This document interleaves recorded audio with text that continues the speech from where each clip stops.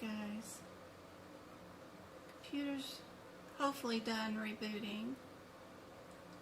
Let me get back open the Word document for today. Workshop. Here we go.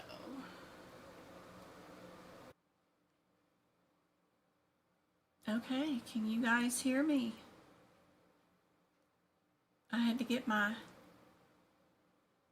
child to help me here. All right.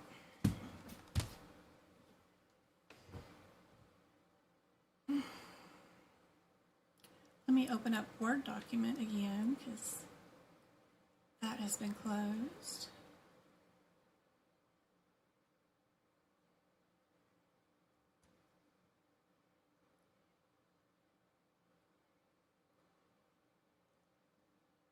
Workshop. It's open.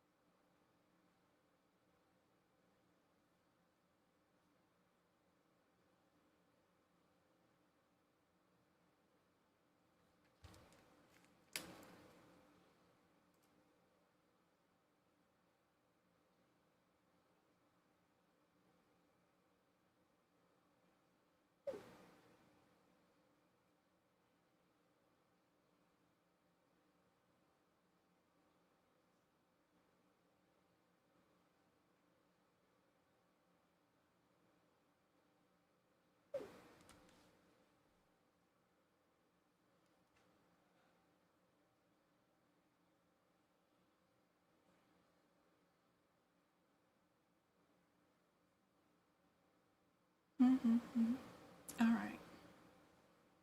Switch this back over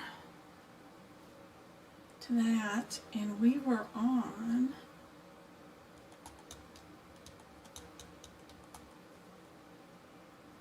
question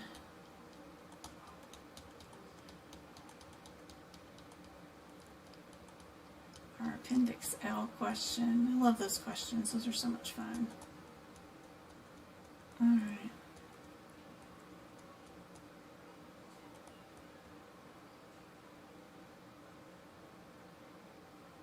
We did that one too.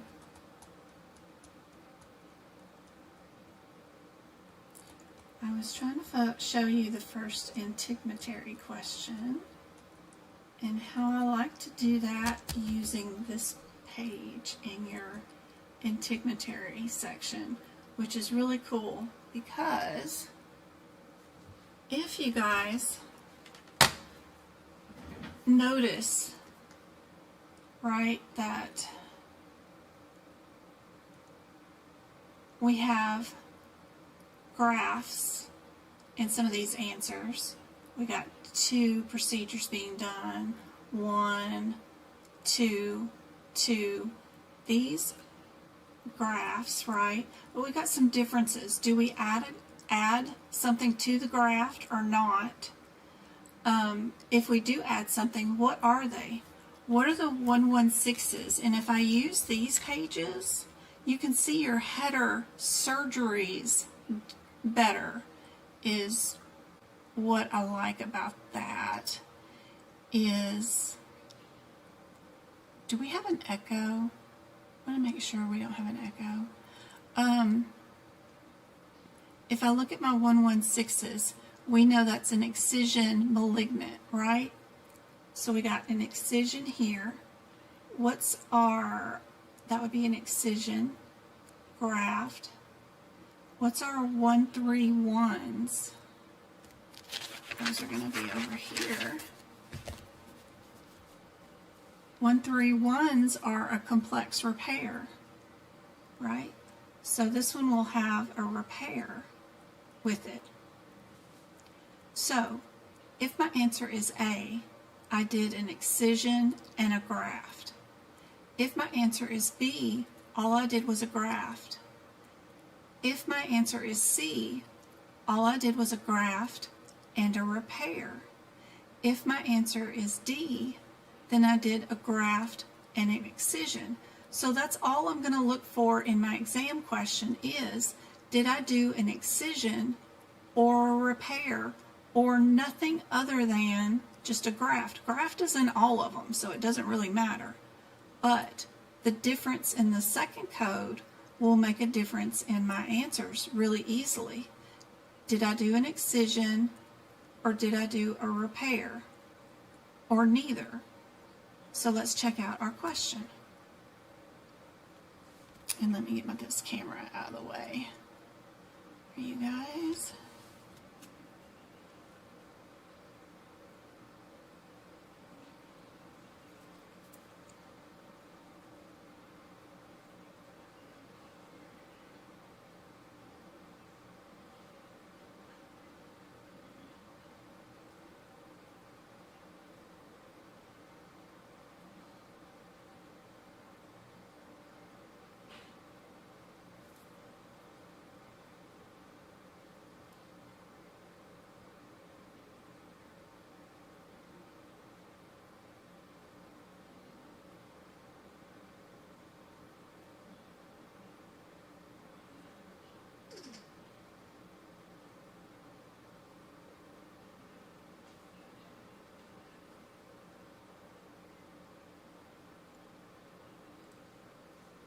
So the first thing they did was, right, they decided to remove something, right? So we have an excision. And we also did a graft, right? So that tells me right away that I'll be able to keep my answers that have an excision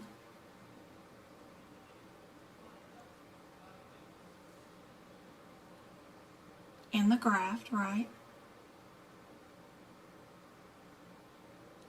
And then it's just a difference between the two grafts, right? What's my differences between my grafts? One of them, right? Page, I think it was, the grafts are right here. It's just one simple little word, right? Are 100, no, yeah, 100. Are we, let me get this down here, split thickness, or are 15240, which is full thickness? Are we split or full? And we'll look through our exam question one more time and see that we were split thickness. Then that makes the answer easy, right? We had a graft, yes, but we needed to know if we were going to be billing for the excision also, which made it super easy. That way we knew we had two codes that were going to be in there. We knew it wasn't going to be the 13. We knew we needed the two codes. That way we knew we weren't going to be B either.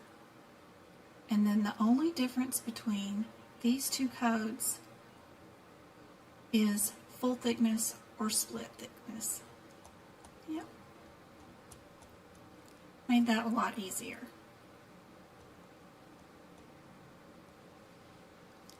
Try the same thing with this one. Don't let it be too overwhelming. I know there's a lot here.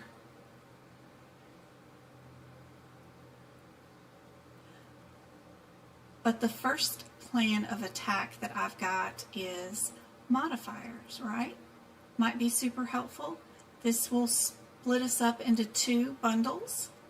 Are we a 58 or are we a 78? That might make things a lot easier, quicker, you know? What's our modifiers for 58 and 78? 58 is staged and 78 is unplanned. So let's check out our question. We need to know only those things. Is this staged or is this unplanned? All right, guys. It's running. It's running. We had to pause Windows Update or something. Maybe their new latest update has some sort of corrupted file in it. I don't know what. But he was able to stop that update, and now it's running again. So let's fingers crossed this works. If it crashes again, it's going to take him a few hours because he's got to find the corrupted file. If he cannot find the corrupted file, he's going to have to wipe my computer and then reinstall all the software. So this is where we're at for right now. Let me open up Windows again. I mean Word document again, because I'm going to open up our document where I was at. Our little workshop.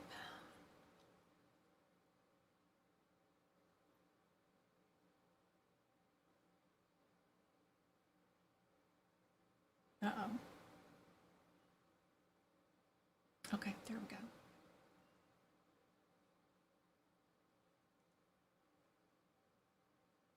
There we go, there we go, there we go. Switch to this. Okay.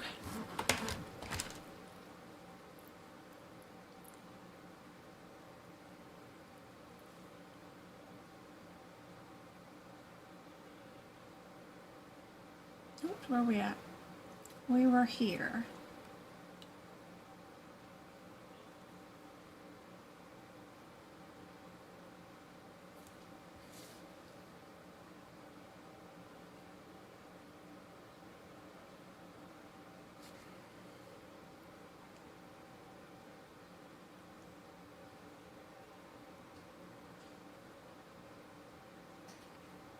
I'm opening up YouTube again so that I can see what chat says, because OBS only gives me like just a little bitty bit of what chat is. I need to go over here to the internet and open this up again. Okay. Oh, it is.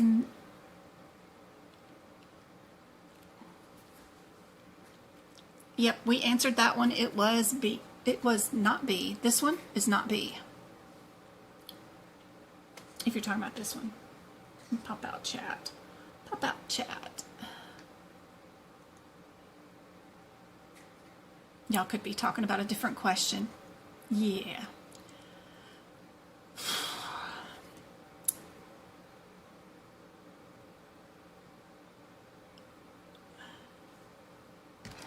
My laptop was coming on and I was able to bring up OBS, but it would not connect to the YouTube connection. So it wasn't letting me add like 2 devices to the same stream or something. So that second device idea I had did not work. Anyway. Yeah, this was a graft and an excision. Yeah. It was. Yep. And it was just a difference between whether we were split thickness or full thickness. And we did do our excision, which is here, and then full thickness or split thickness. And we found split thickness in our question. So yes, we knew A was our answer. So for our next one, we were working on the 58 and the 78 modifier. Was this staged, or was this a return to the operating room due to a complication or something?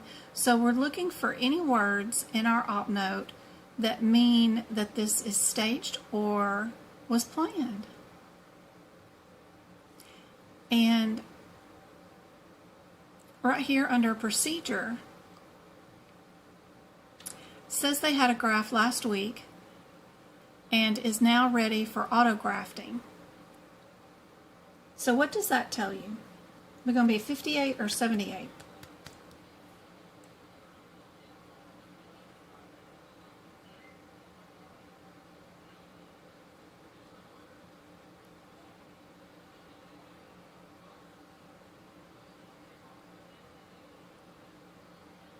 Yeah, means we're going to be a 58.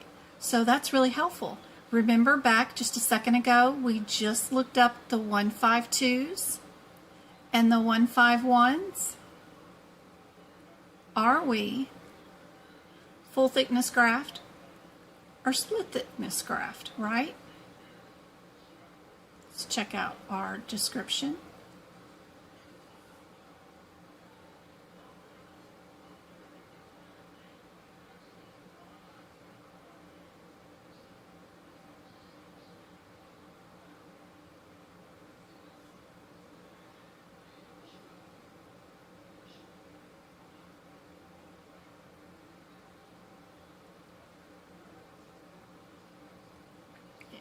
Just making sure there wasn't a third page. You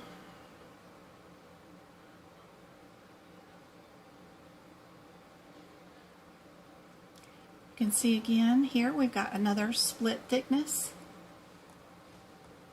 So with that,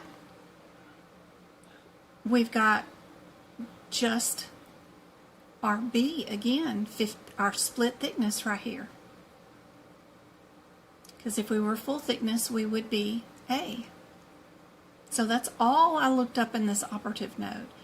Only look up the differences that are going to make a difference in your answers. For this one that looks super scary with all these different codes, all we needed to know is, was this staged, planned out, or a return to operation due to a complication? And then, were we a full thickness or a split thickness? This is the stuff that they're going to ask you directly for really a CPC exam for sure.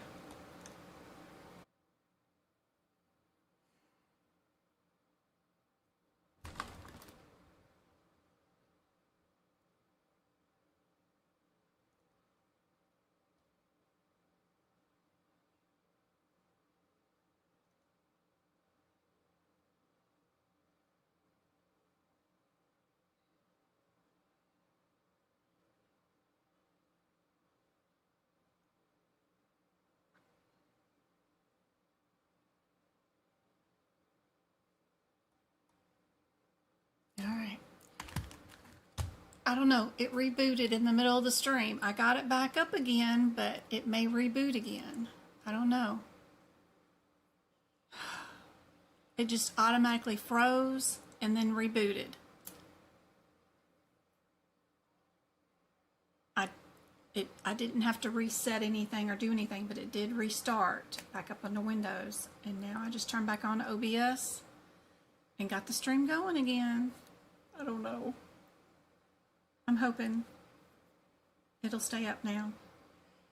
We'll see. I don't know what would make it freeze. I don't have any other applications open but Word document and this and that. OBS and the camera.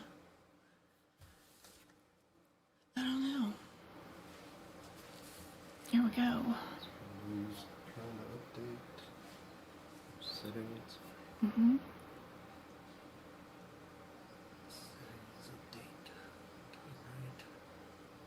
Oops, I'm sorry. I'm not even capable of doing anything. Settings. Last checked 26 minutes ago. Click it. Still paused. It's paused. Get latest updates when they're available. Should I turn that off? No, just Okay. close it. All right. We'll see. I'll keep trying. All right. We're going to try again.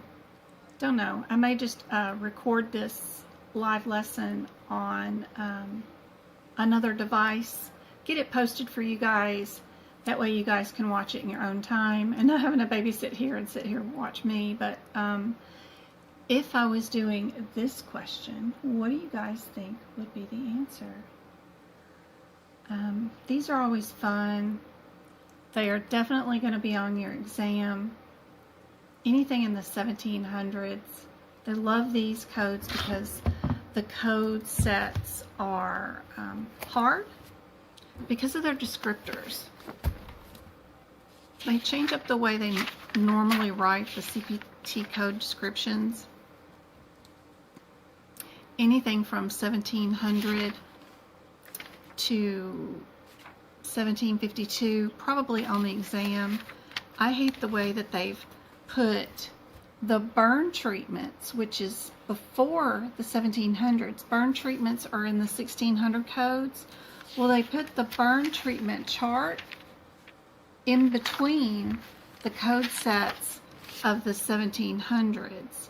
They should stop right here and put the burn treatment codes there, but they don't. They put it in the middle of these destructions of lesions, which have nothing to do with the burn treatments. But these codes are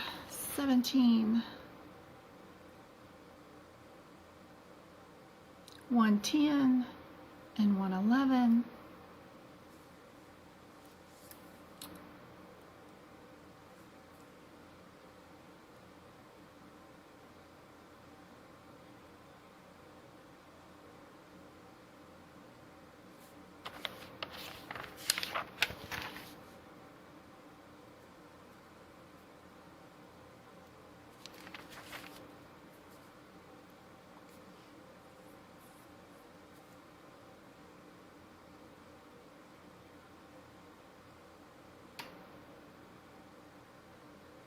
Our differences are whether we did more than 14 or not.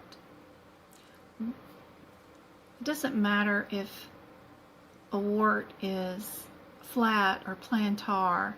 If it's any kind of cutaneous vascular proliferate lesion, then you're under the 10 or the 11, and it's only a difference between the amount that you did. So this one's not bad. You know this is 15. 15 or more are coded with answer D. Yeah. Oh, there's an echo today? Okay, let me turn that off. Is that better? No echo now? I hope that's off.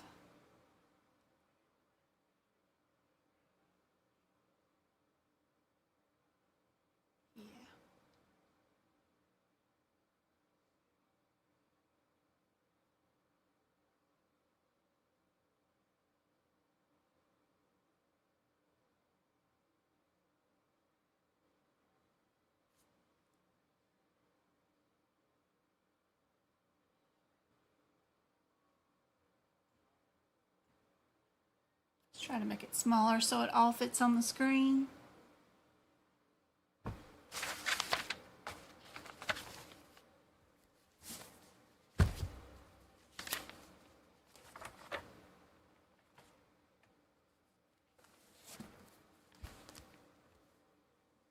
If we use our little chart here on page 83, we've got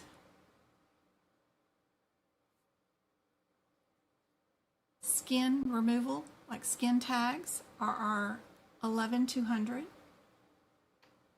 If we're 11,300, we are doing shaving.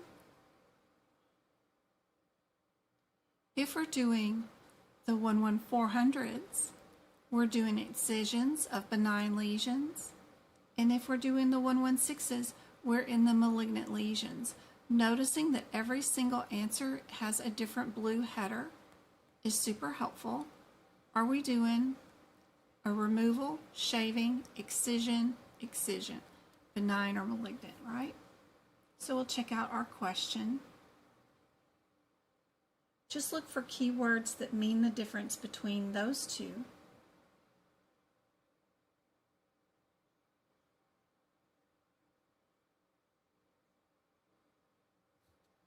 You see we use the word shave.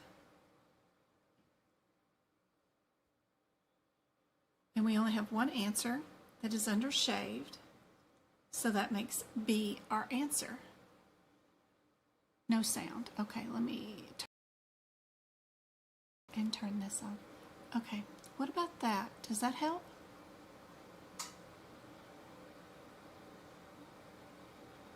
So So I was pointing out that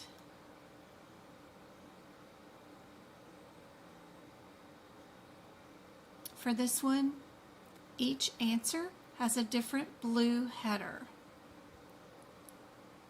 Answer A is under skin tags. Answer B is under shaving. C is under benign lesions. And D is under malignant lesions. Yep.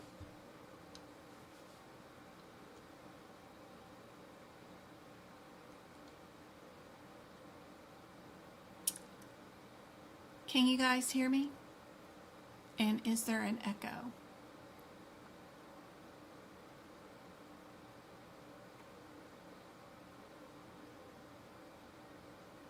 Okay. No echo. Okay. Thank you. All right. So, Mohs surgeries, we know the first step is, are you a 13 or an 11? And that's just a body part, right? If we're back, trunk, arms, legs, something like that, we're usually a 13, and then everything else is an 11. So those are super easy. I refused to learn these for my certification exam because I thought they were way too complicated.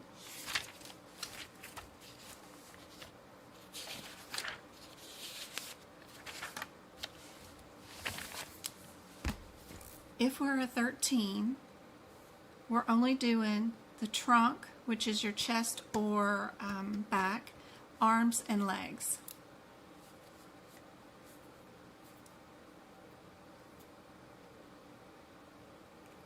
So our surgery is on the eyelid. So we know we're not a 13. We know we have to be an 11. So that gets rid of that one and that one, right? Then just our differences, are we a 114 or a 131, right? Again, with our little differences between our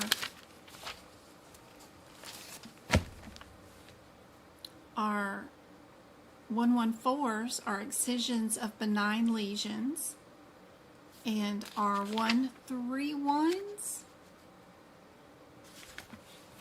is a complex repair.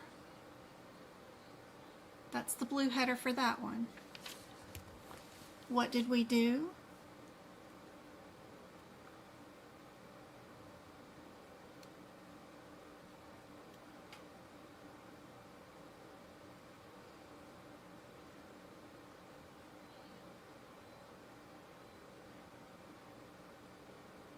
Here's page 2.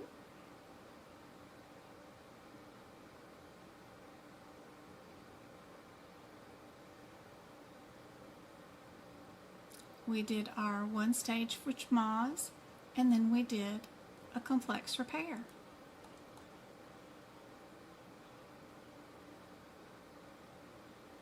So we know right away that our answer will be D for this one.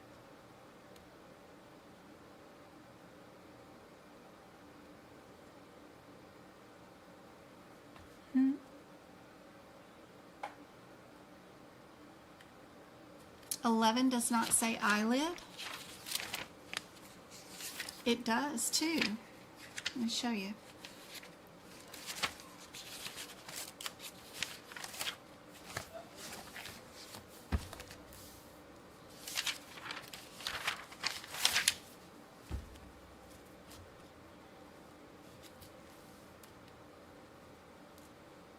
What's the first word? Head, neck, hands, feet, genitalia, or any location directly involving any muscle, cartilage, bone, tendon, major nerve, or blood vessels. And then our only other option is 13. 13 body parts are only your chest, back, trunk area, or arms and legs. Those are our only two options. Any body parts that are not part of the trunk, arms, or legs have to go with an 11. But your eyelids are a part of your head. So, yeah. Head includes chin, cheeks, nose, ears. A lot of that is cartilage though, so, you know, still it's saying cartilage. It still means eye for ears and nose and stuff, but cheeks, yeah, most everything is done with an 11. There's just 3 body parts that are done with 13, so yeah. Does that help? Yeah, the replay will be the same link unless I decide to, if I can't edit the video, the YouTube video, and get rid of all the pauses where I wasn't here and the computer was rebooting. If I have issues deleting those and can't make the video where it's all one continuous stream, I may re-record it and give you guys a new link, but I'll email it to you if there is a new link. But of course you can watch this dilapidated rebooting one with the same link forever. It's fine, it won't change, but I'm going to try to make you guys a cleaned up version of this one, of course, so you don't have to sit there and wait for me to come back. But yeah.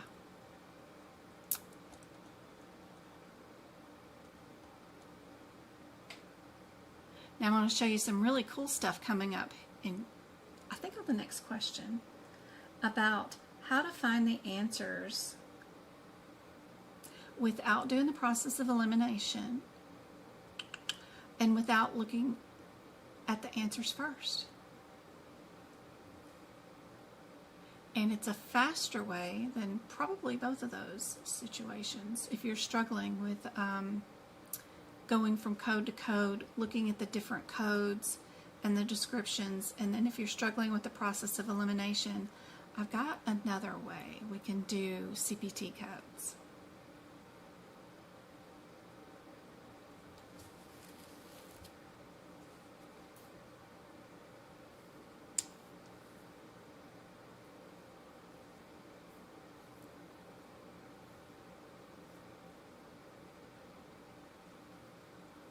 What do you guys think is the answer for this one? What would you do here?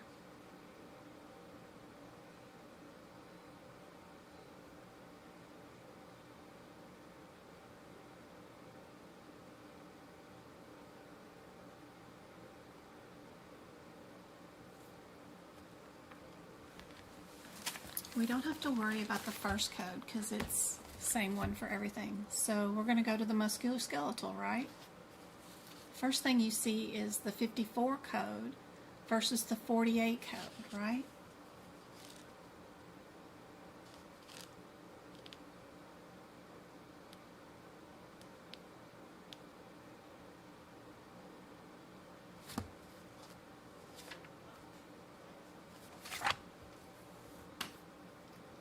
(22554) or 22548.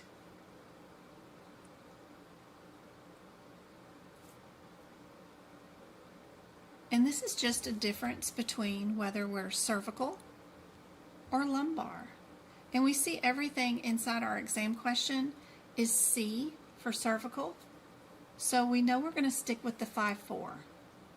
And then it's just a difference between the 22845 or the 46. But just knowing that your cervical gets rid of D, then our next answer, 45 or 46, is the only thing I need to worry about. So 228, 45, and 46.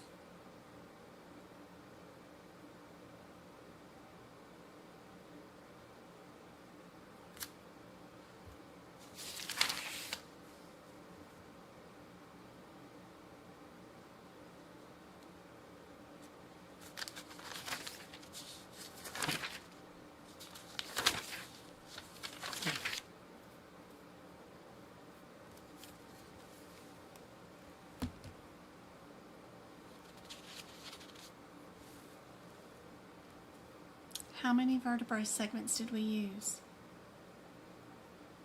Anything less than 4 is a 45. Anything more than 4 is a 46.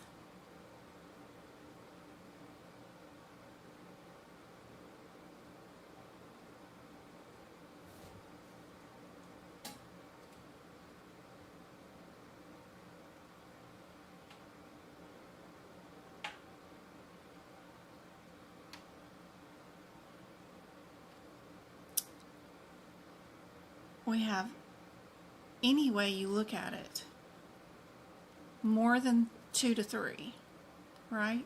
So you know you're going to be a 46.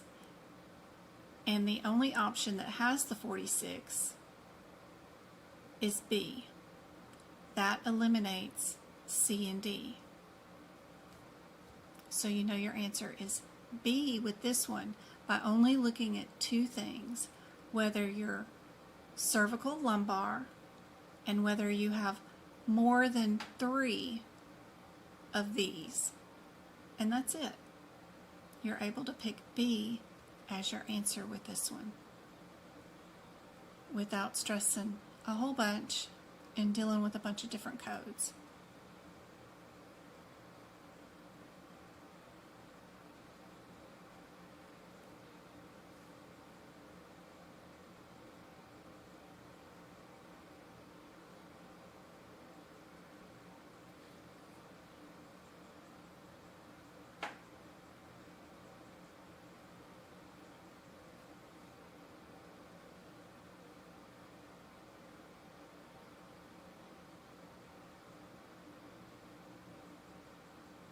These 29881s will definitely be on your exam.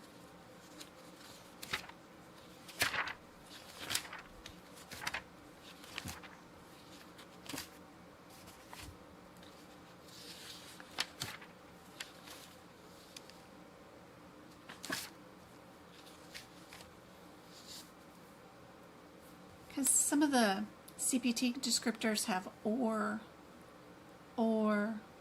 and in the middle of them, and they want to know, do you understand those differences?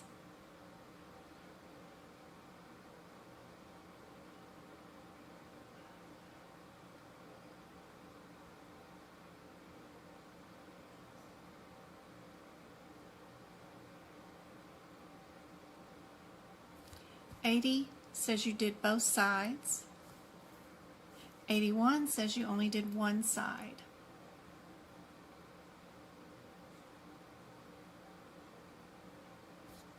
What did we do? We entered in to the medial side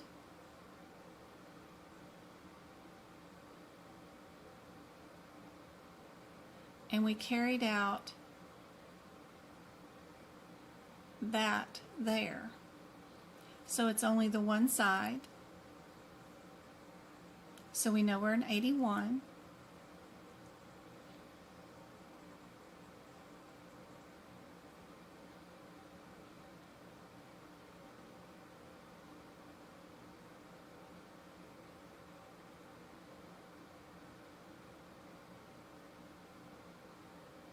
And note that this 81 includes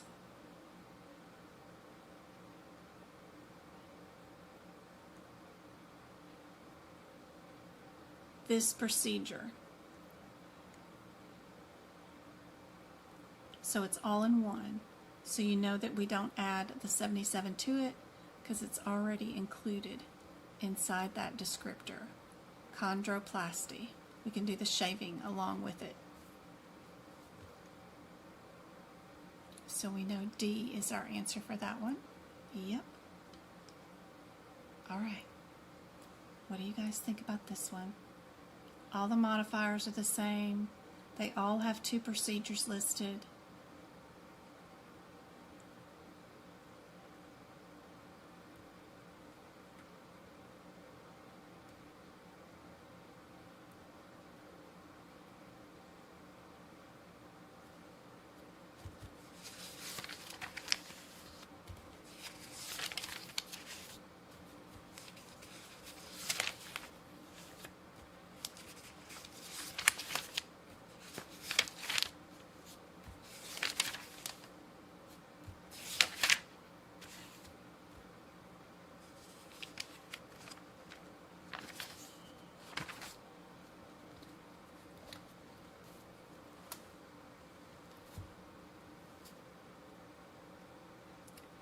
65 is a closed procedure.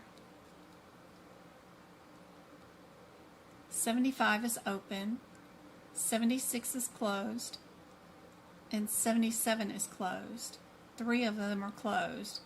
I bet we did our procedure closed. We'll check out our question, see if we did our procedure closed.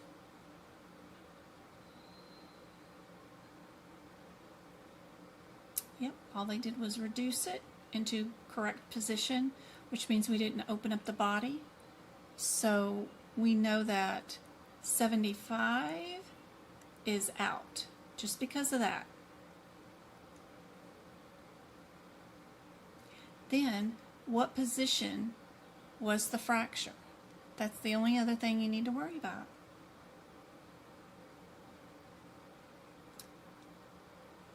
"76 is not epicondyle. 77 is also not epicondyle. The only one that is epicondyle is 60 or 65. And out of our available answers, 65 is right there. These are just on the condyle and not around the condyle. Yep, so we know D is our answer for that one.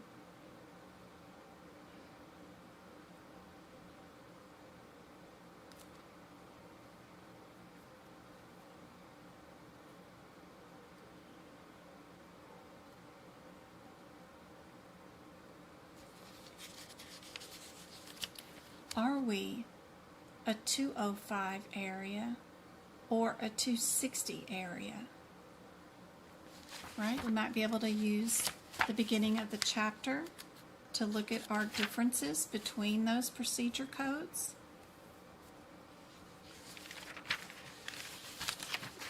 To see what we're doing with those types of procedures. 205, 5.3 and 2 are under general body parts, introduction or removal.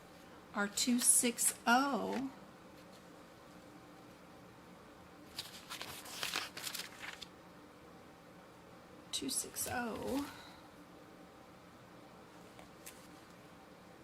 right here, 55 and 53 are under hands and fingers, and they're under incision.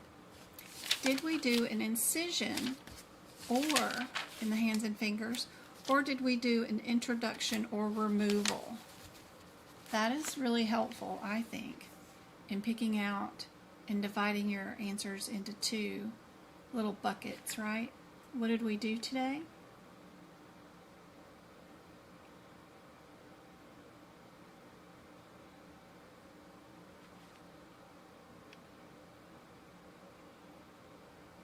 If you're seeing suture material, you know you cut into the body, which is an incision, right?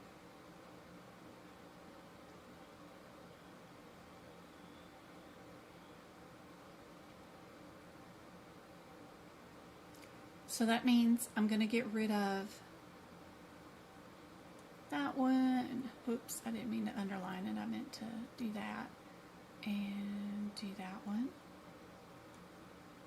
Yep. And then it's just a difference, right, of the modifier. Would I use the 51 or the 76 in this situation?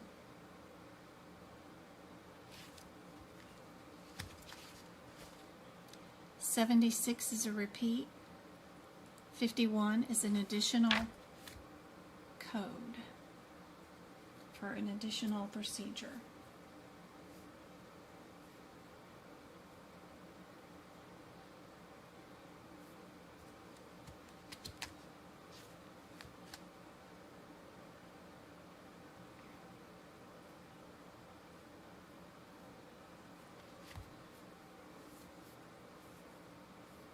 Must be using two mama codes. That's why they added the 51. So we know our answer would be C with that one. Yeah.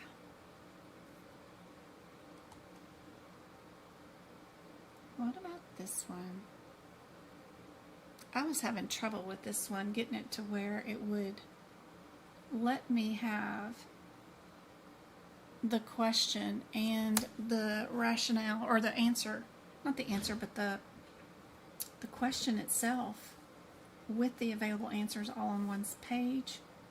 For some reason, when I made the font bigger, it wouldn't separate it out into 2 pages. It just moved it to another page. I think I got one of those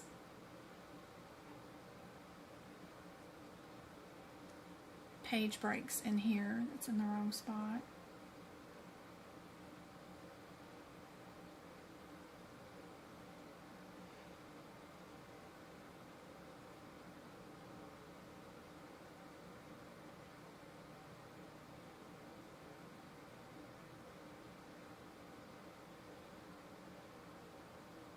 I thought this one was cool because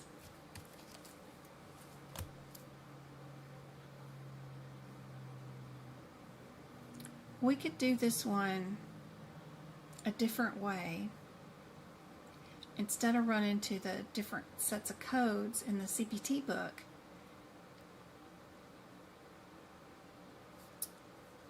what is this process? Do you know what that word is? It's O-L-E-C-R-A-N-O-N.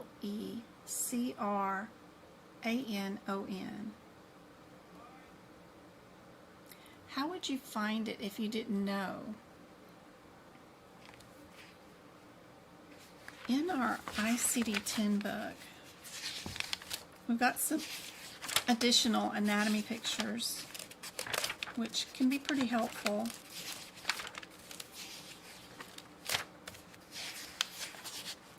And we know we're talking about the elbow, right? And they do have the elbow pictures on page 25.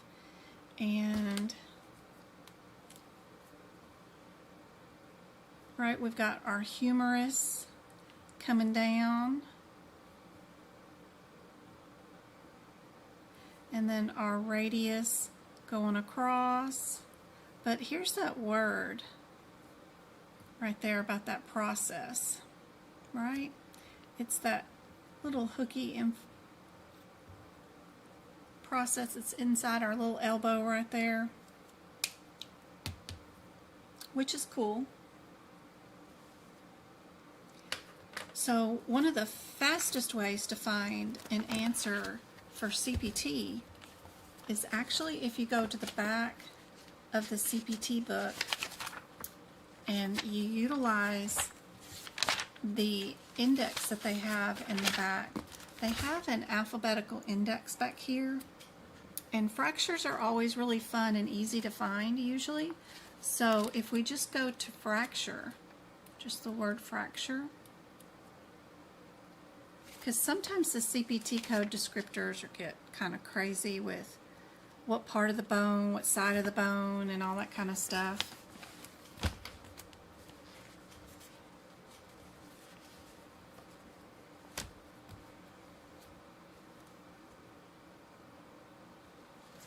We go to fracture and we go to elbow.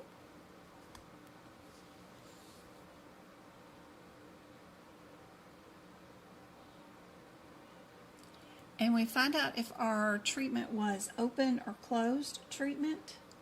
Do we have any sutures? We got wires.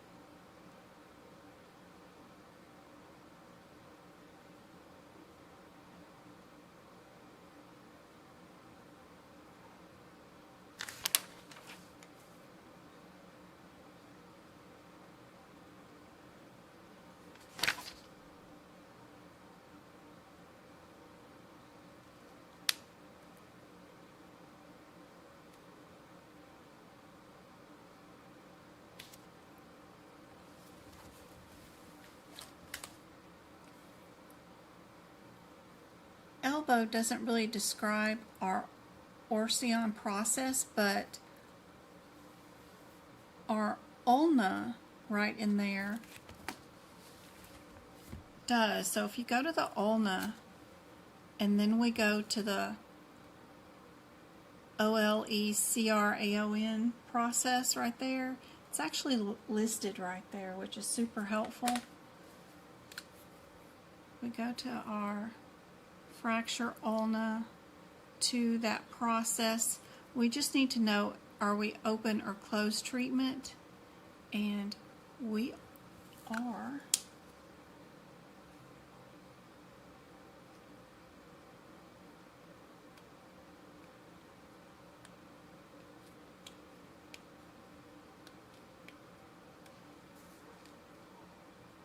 Open treatment every time.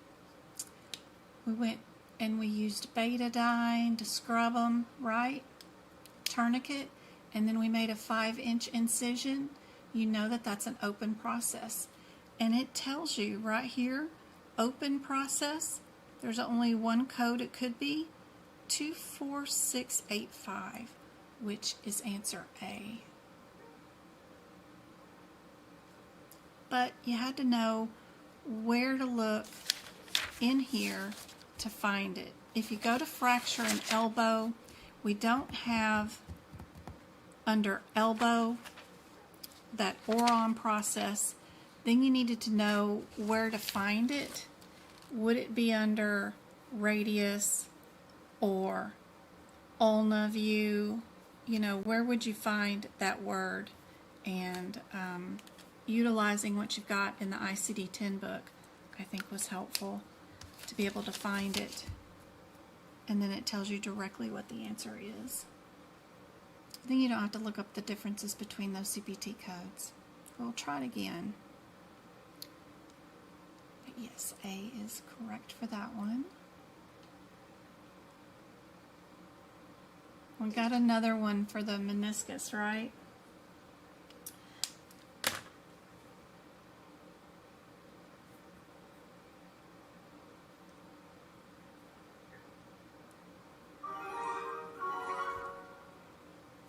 Let me make this one smaller. Make it smaller so it'll fit up here. So we've got a difference between our 80s and our 81s. Did we do one side or did we do two sides? Let's check out our question.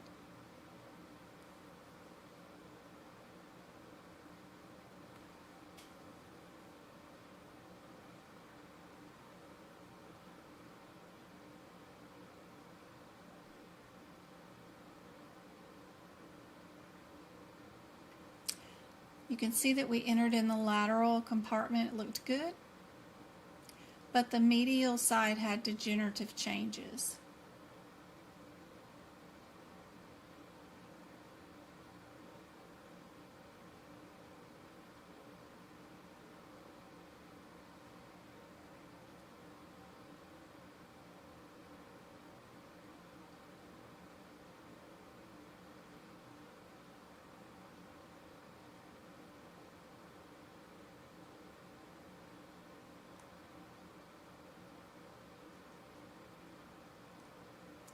So we'll get rid of the one that says that we did both side repairs because one side looked good.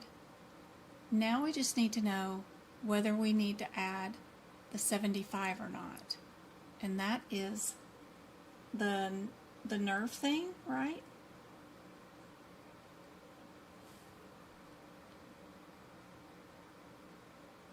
Is that located in the descriptor?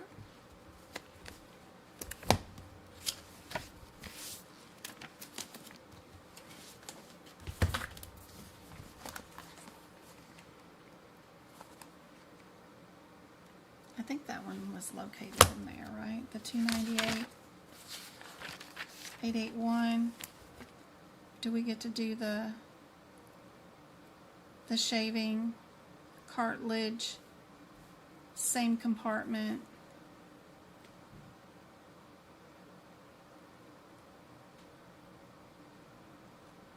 Here's your available answers again.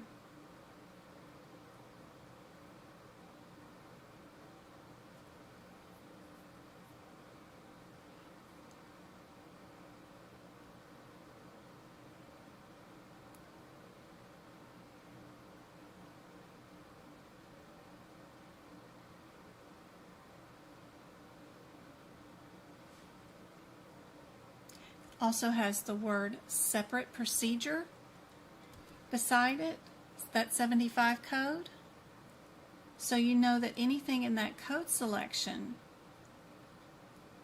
that is coded underneath it, it includes that one because it has that verbiage separate procedure inside of it. It's a normal procedure that is done in these other code sets that are underneath it. So it's there to alert you, to let you know that you normally don't code that with another code because it's usually included. Anything that says the word separate procedure in its own little brackets. Yep, so we know B is our answer for that one.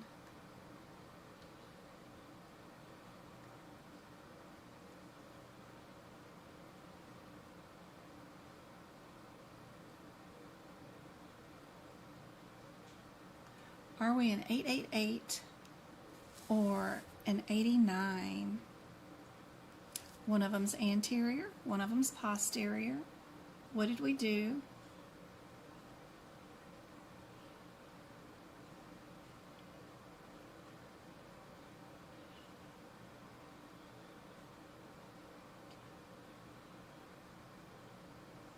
I wonder how many pages this one is.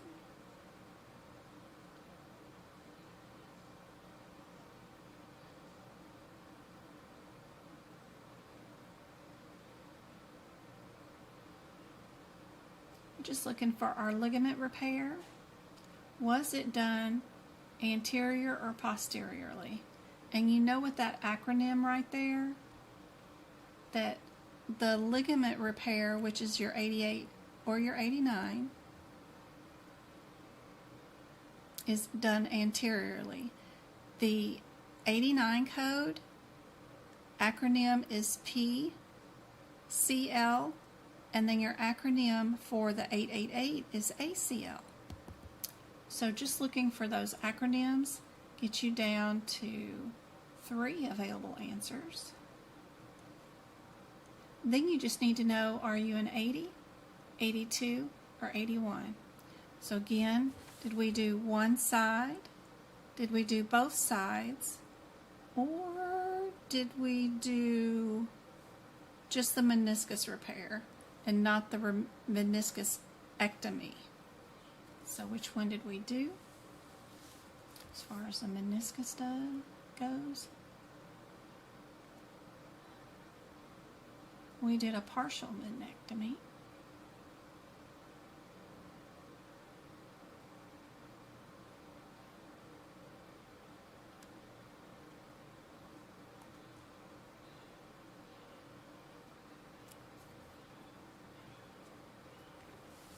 So we'll stay right here with our menectomies, and since it's a partial, then we know we're an 81.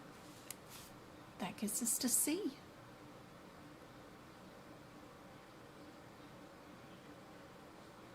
I didn't see about it saying posterior. That's because it's in the acronym.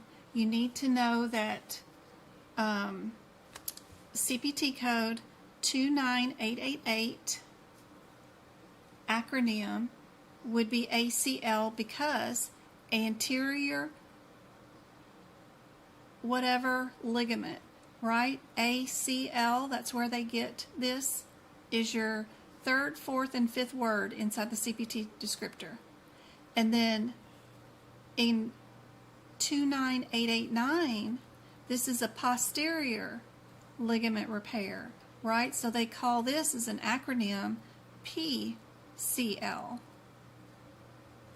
So just knowing your acronyms, AAPC likes to pick on you for that, and see if you guys know the differences. You see they didn't type out the words, they just gave you the acronyms.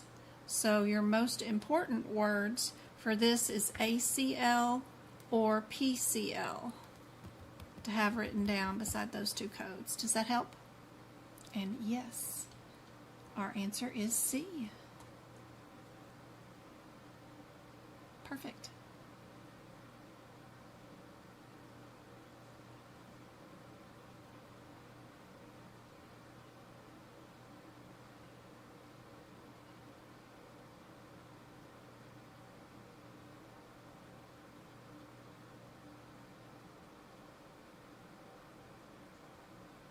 What do you guys think the answer is for this one?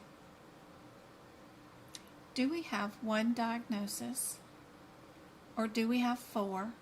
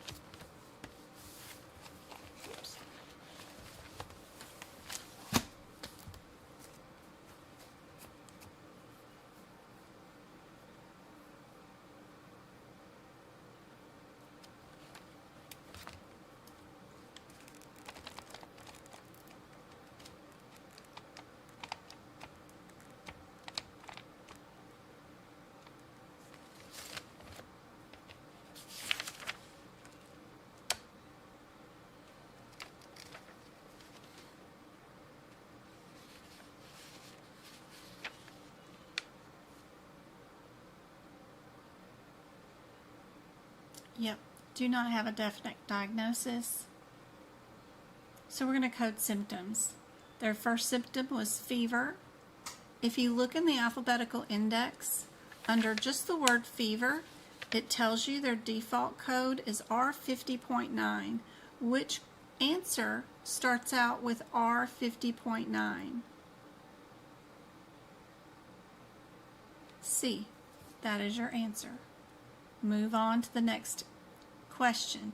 Don't verify all the other answers are correct when all of them start with a different code, and you just need to know your first one, right? Find that and then move on.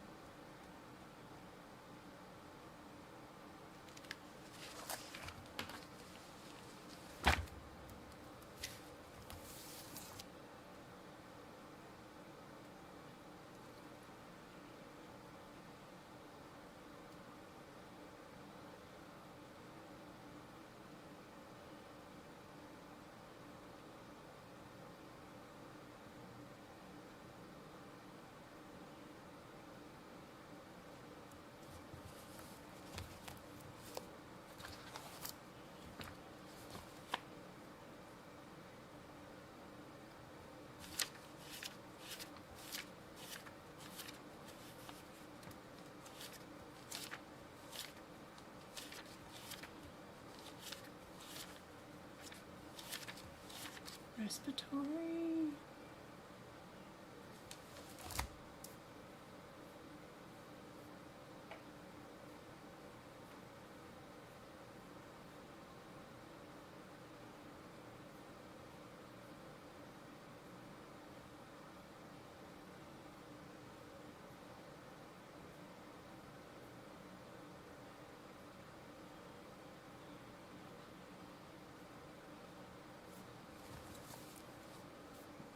Two of our answers, B and C, are under introduction and removal. Two of our answers,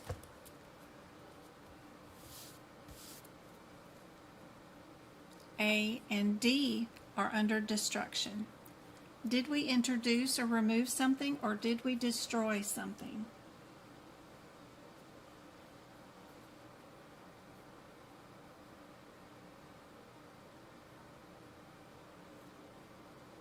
We inserted something, right? We didn't go in and destroy anything. So you know you can get rid of the 60s to available answers just by looking up those differences between those blue headers. Then it's just a difference between 50 and 51.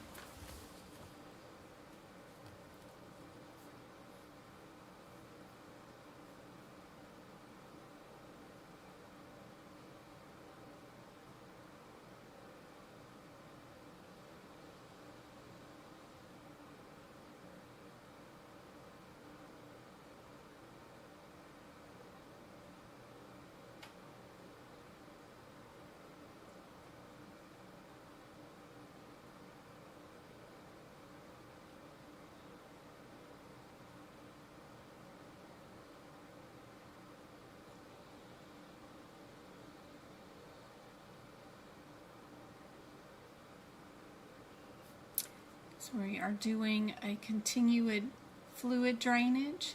You know you're 51 because that one does the continuing fluid.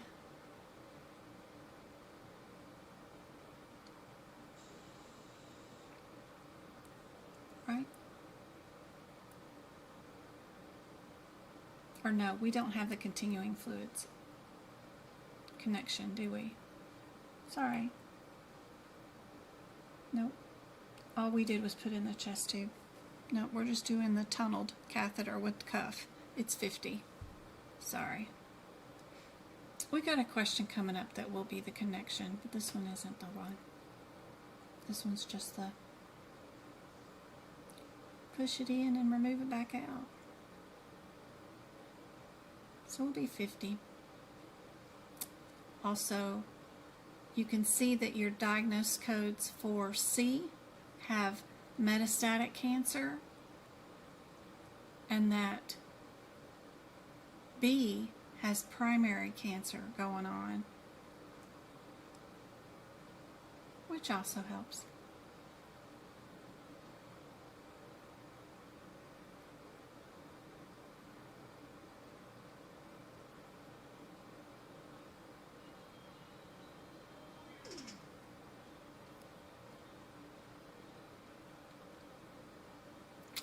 B. Alright, we got two of them that are 30520. That's cool. Then it would be whether we'd need a 51 modifier is on both, but whether that's bilateral or not. What did we do today?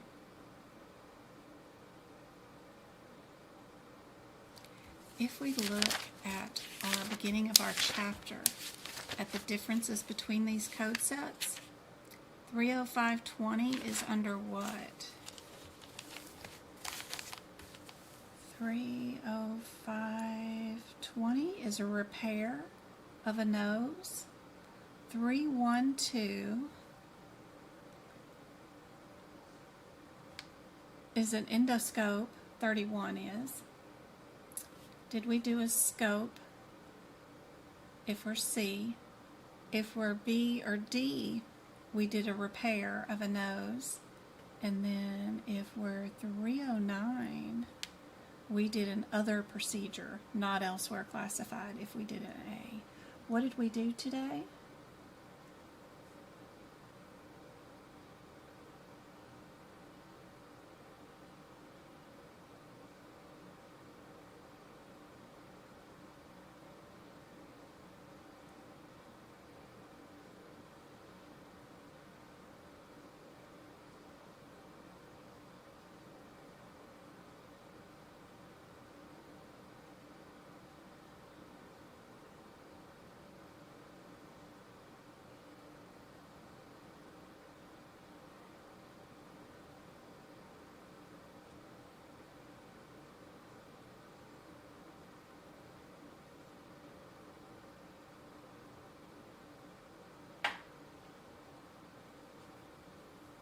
We can double check at our 31255 also,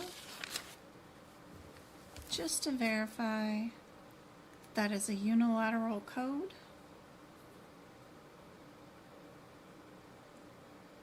Oops, too far. 31255. Yeah.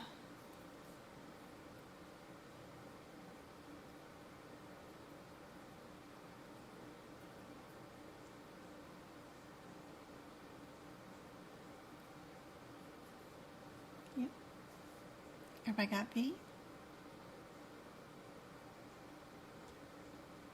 B is our answer for this one.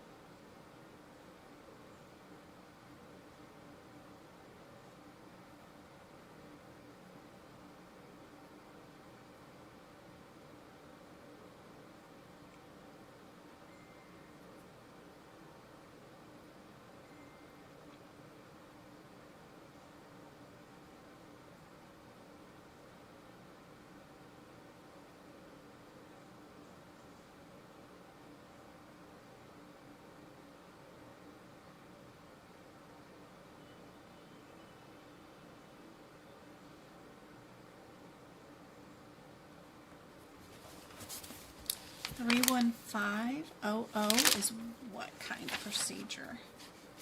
Oops, wrong one. Let me go right here. 315.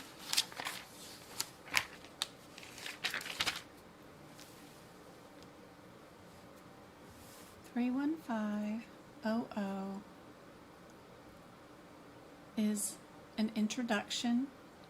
316 is an incision, and a 32551 is an introduction and removal, but they all have different body parts. Are we doing something in the lungs or pleura, which is the red? Are we doing something in the trachea or bronchial? Or are we doing something in the larynx? That's more important than anything. What body part are we dealing with?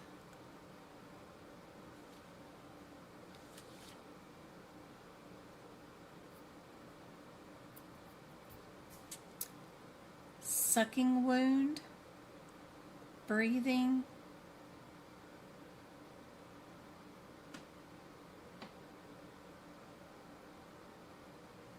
and thoro.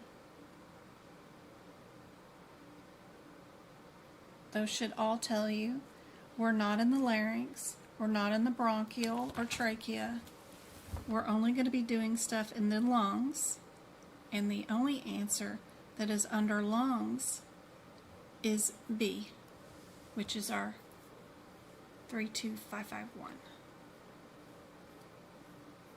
So paying attention to those body part differences is super helpful.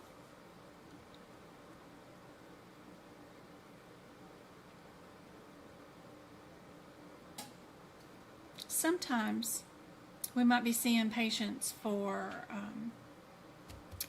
respiratory issues, but we're testing them or doing a treatment, and that's where the medicine section comes in handy.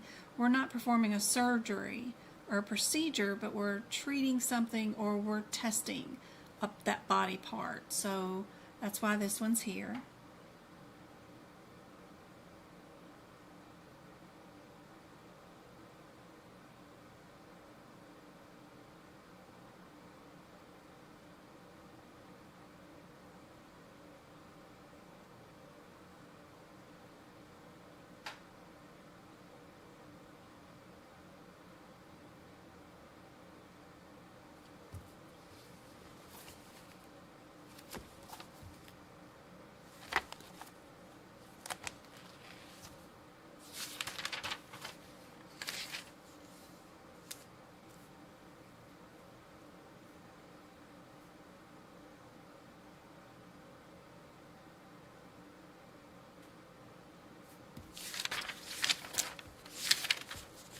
Maybe if I...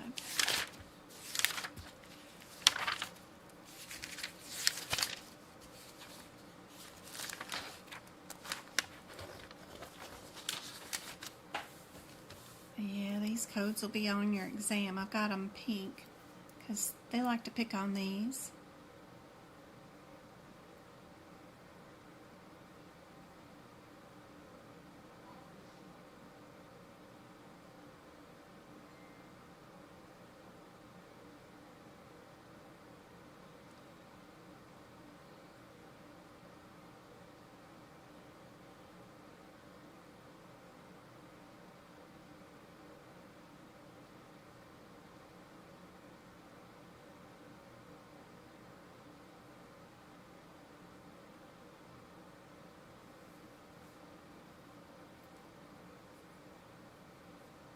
We're not doing continuous airway treatment, which is 44. 42 is prophylactic inhalation aerosol treatment, which is not what was ordered. What was ordered was the nebulizer, and the only one with nebulizer in the descriptor is 40. So we know right away our answer is B with that one. Alright guys, fats, they're usually on the exam for sure.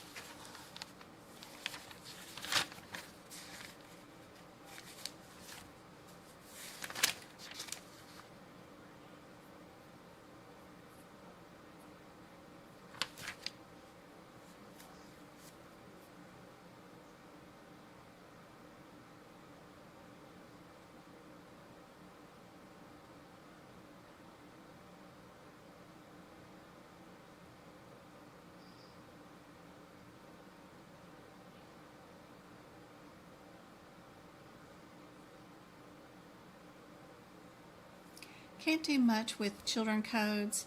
Our 32663 is a child code. You need to go all the way up and find its mama, which is 32650. She's a scope and she's surgical.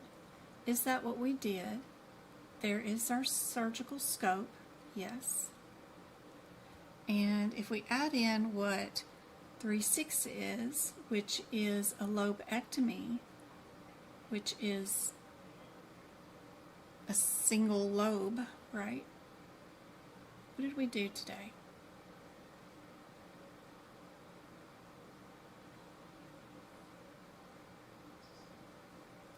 They removed the upper lobe of the right lung. Perfect.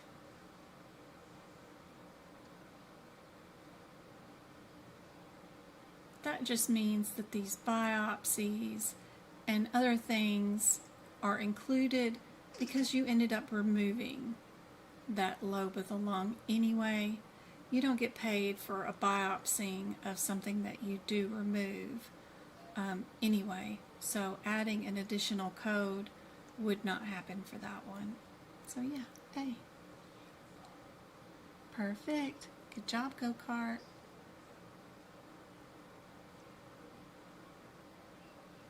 Just one of those tricky ones.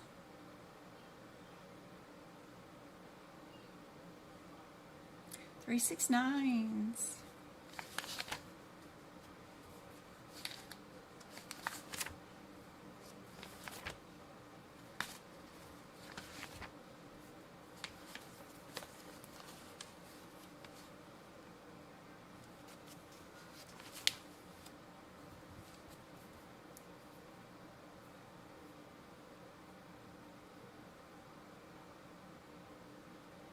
Versus an O2 versus an O5.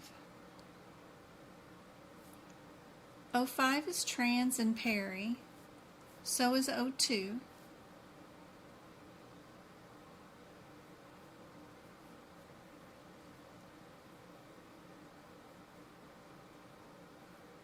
What did we do today?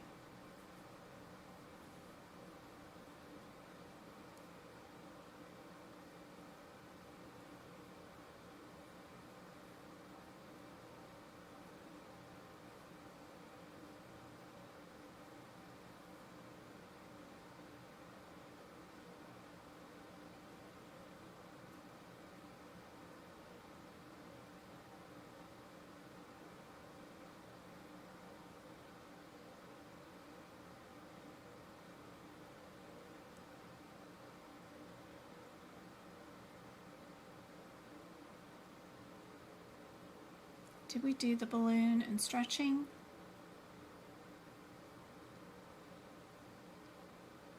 O5 is balloon and stretching too, but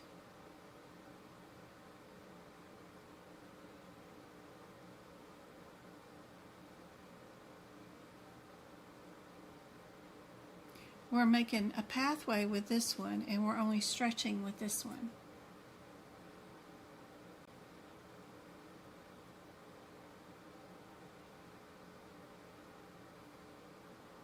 We didn't need to make a pathway, we just needed to fix the obstruction.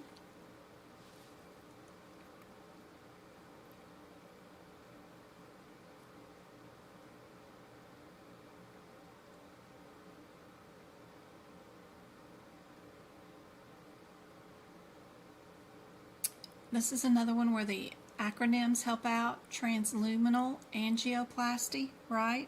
Peripheral, right? So that makes it a lot easier when you understand what the acronyms mean.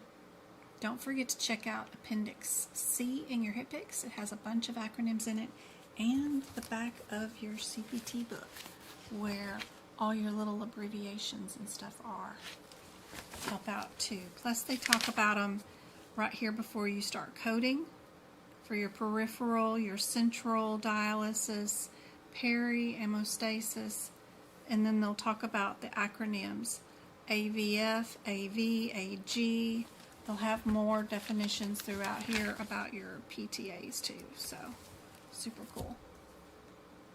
But yeah, C is our answer for that one.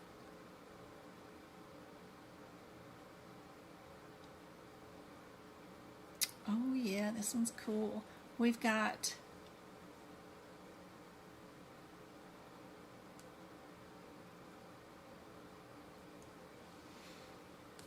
another technique, right? I want to show you more about how to find the answers. Probably the last question would have been easier to answer too, but let's do this one in our index.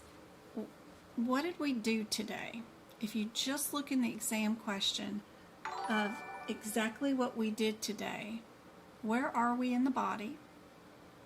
We're in an artery, right? So let's just go to the word artery. The alphabetical index inside the CPT book is a lot more forgiving than the ICD-10 one. The ICD-10 one is just not a nice place to be. But the CPT book one is actually really nice because it doesn't matter where you're at. You can look up the procedure just by the body part a lot of times, which is really nice. So if we just go to artery, if you're in the 2025 CPT book, it's 1119, and you look up the word artery. What did we do to that artery? We put in a stent. So underneath artery, just look for the word stent. Keep going till you find the word stent. We might have to turn another page or so. But you're just looking in alphabetical order. All of these are all under artery until you find the word stent. And now we're on page 1121. Where did we place the stent? Right? We've got several little options like carotid, coronary, femoral, iliac. All of those are just indented right here. We can look back at our example question, and we put our placement was extravertebral. I see one of those too right here. And it tells us what the answer is right there. It's that 0075T or 00756.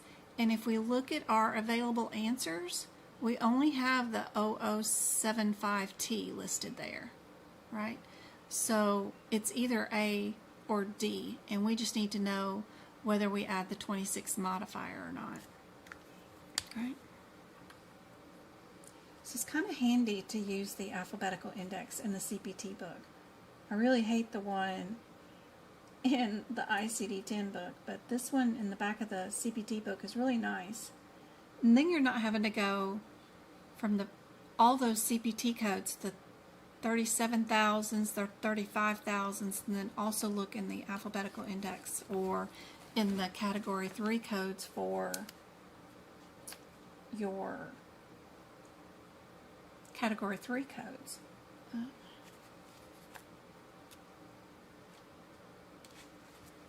We can go look up our code, our 007 something. Where are you at?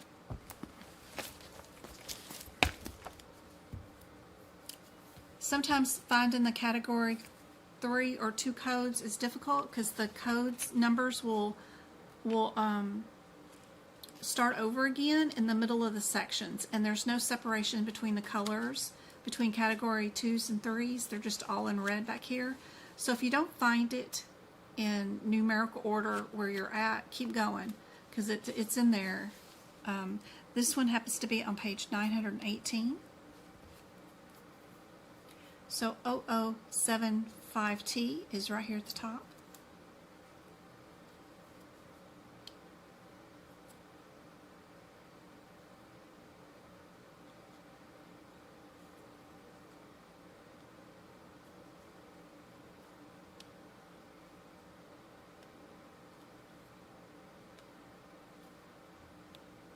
It does tell you in the parentheticals and of course in the description that supervision and interpretation is all included in this code.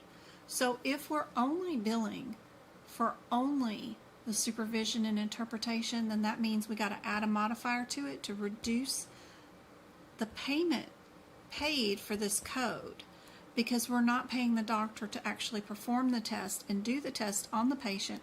That's going to be billed by another person or company, but this physician only wants paid for reading and making a report on this test. So we're going to split up the payment. That's why we add the modifier 27.6 to it. So yes, we will make our answer D.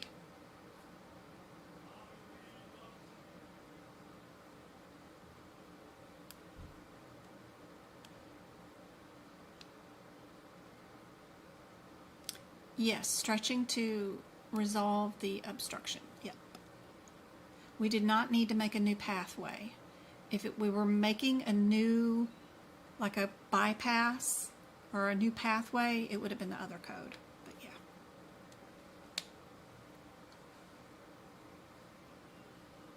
Another testing one. This one also, right? Let's go to our alphabetical index. What did we do today? Instead of looking up the differences between these codes and trying to figure it out, what did we do?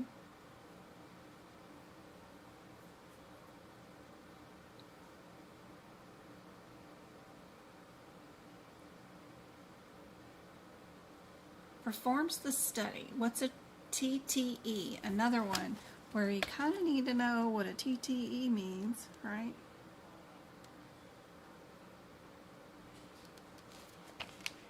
What does the E stand for? If you know nothing else, you should know what the E might stand for. We're cardiac, right? We're in a cardiac clinic.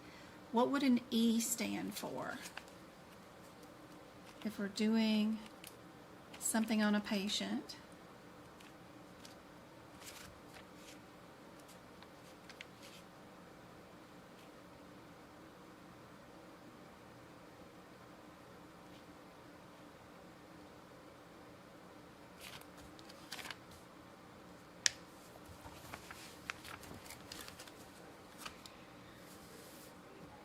We're doing an echocardiograph, right? Now, we know that it's congenital issue we've got going on. So if we drop down to congenital, indentation right there, we've got several little options. Did we do a Doppler, fetal, transpharyngeal, or transthoracic? Transthoracic, right? We did TT. If it had been transesophageal, it would have been TEE, right? But TT means transthoracic. That tells you your answer is either the 3 or the 4. It's got 2 codes there, and out of the available answers, we only have the 03 listed here as the possible answer. You guys see what I'm talking about in your own books, hopefully. But see how that is all under echocardiogram. That's what the E stands for. It was congenital. And then we went down to transthoracic. TTE. Oops, there it is. E. TTE. And it tells you it can only be the 03 or the 04. And out of the available, we only have A. And A is your answer. Instead of getting confused by all the stuff back there at the CPT code level, I think sometimes this is a little easier, but you got to know your acronyms, right? Yeah, A.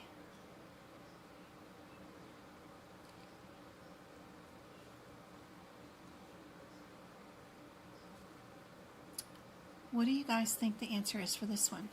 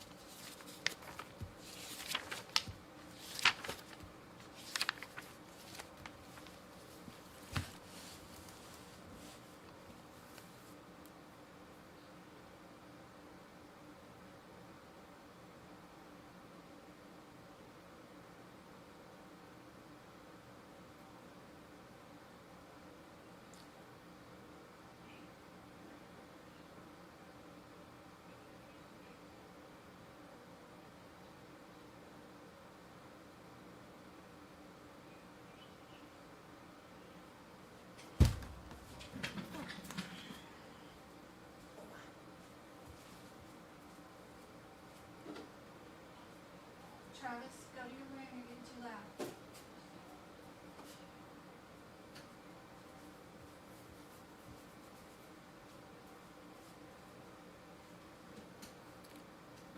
So what does the last sentence say? What did we do today?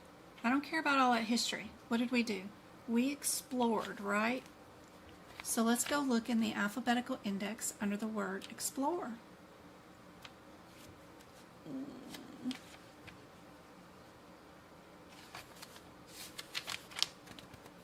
Spell A-B-C-D, exploration. What did we explore? The chest. We got abdomen, ankle.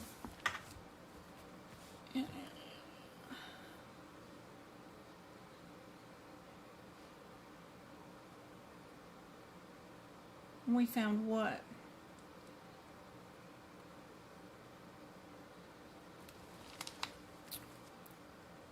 Blood vessels in chest. We got 3, 5, 8, 20 right there.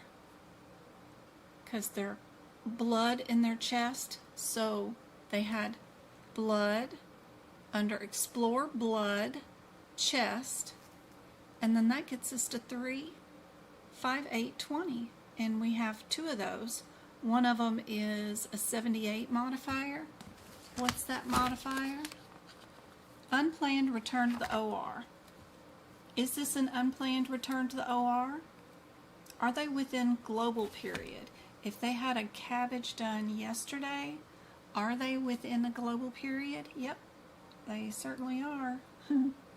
So we would add that modifier to let them know that, yeah, we know they are in a global period for another procedure, but we had to go back in today because they had a complication. So, yep. We explored blood and chest, and that gave us the right answer.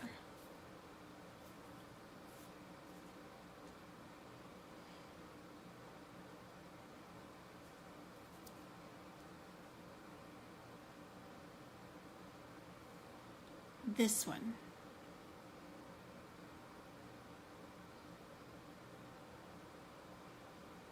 My strategy on this one is, and a lot of them I like to do it this way when I see this pattern, is that I know my radiology can get me down to a 50-50 shot because 2 of my radiology are the same and then 2 of them are the same. So I can put them into 2 different buckets, right? 4 answers into 2 buckets with just looking up 2 little codes in radiology. So I love it when my available answers do this because radiology is so much easier than CPT code. So 7.5, where are we at? Close. All right, 7.5, 6.30, and 25. What's my differences? Abdominal versus bilateral ilio.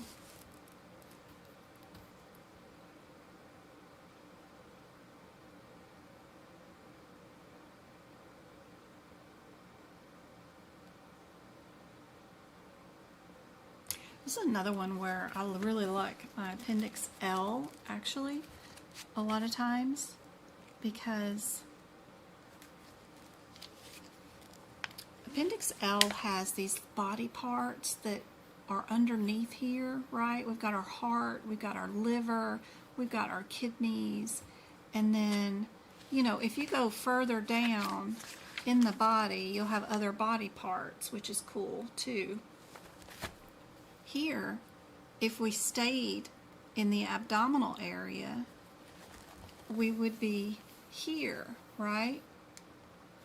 And in this area with our liver and kidneys and stuff like that.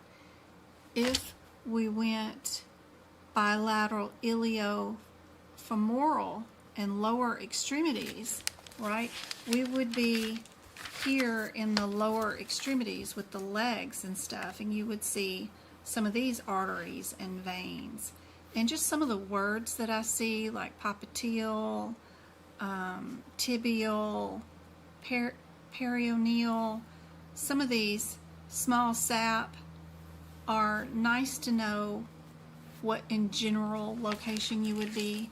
In abdominal, we would see celiac, suprarenal, splenic. We would see those kind of verbiage in our question.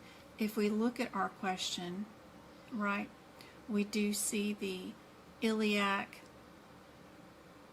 splitting off, right?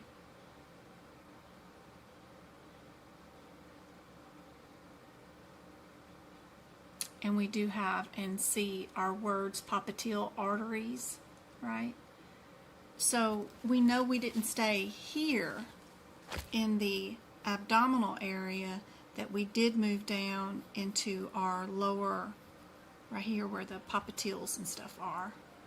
So kind of cool. That gets me down to where I can eliminate quickly A and D. And either I can consider thinking about adding, would I need to add a 50 modifier to that radiology code or not, right? Or not, right? The 26 modifier is the same, but them adding that 50 modifier right here on answer B is a big difference. I don't even have to go look up the other code if I know what's going on right here in this descriptor. And because it says that it does bilateral lower extremities, right?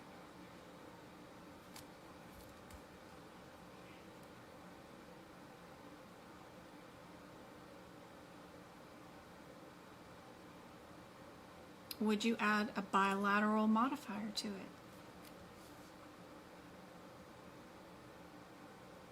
So that tells me my answer is C. Yeah. By just looking up the two radiology codes, you don't need to verify that you have the first code correct. If you get that radiology and its modifier correct, then you're done with the question. Move on to the next one.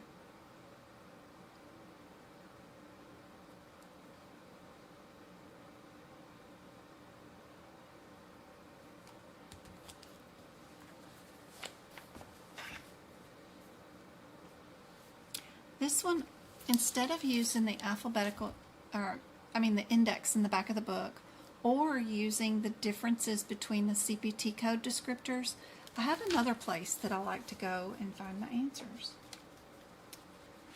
So for these, right here, where I'm doing pacemakers, let me see if I can find it real quick.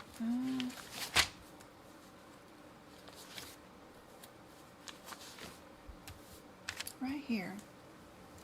If you know how to use this chart on page 248 and 249, then you can find any answer in the pacemaker defibrillator system right away. We only have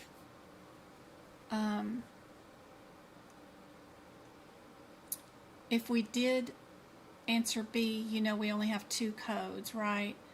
3 codes for answer A, 3 codes for C, and 3 codes for D. Out of all of the available answers, there's only just a few places you can find where you can do 2 codes together, which is here, which has to be either a 208 or a 205 together, or the 249 and the 225. Those are not available answers on this exam for answer B. You know, there's just a very few, and there's only 3 spots that you can have 3 answers together, and that would be the very last bottom one down here, and one more area, I think, is over here at the very top. You could have under defibrillator a 3 answer. But the rest are not 3 answers. These are just 2 answers. The only 3 answers we would have it right here. If we're doing a pacemaker, we're right here. If we're doing a defibrillator, we're right here. If we did 3 procedures and we're doing a pacemaker, which is right there in the first column, our answer has to start out with answers that fall in line with this right here.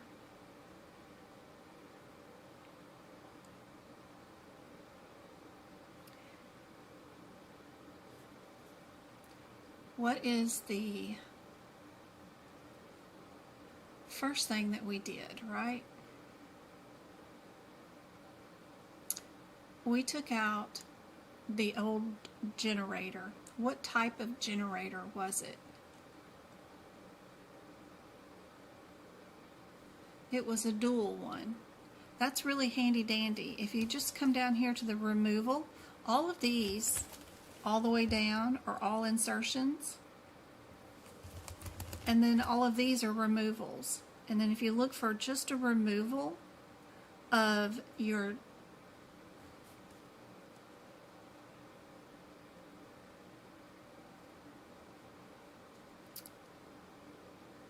single system or dual system, you know dual system is right here, and it's the 35 code.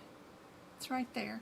It's also on the last line right here. It says you got to pick a 33, a 34, or a 35, which are all right here anyway, right above it.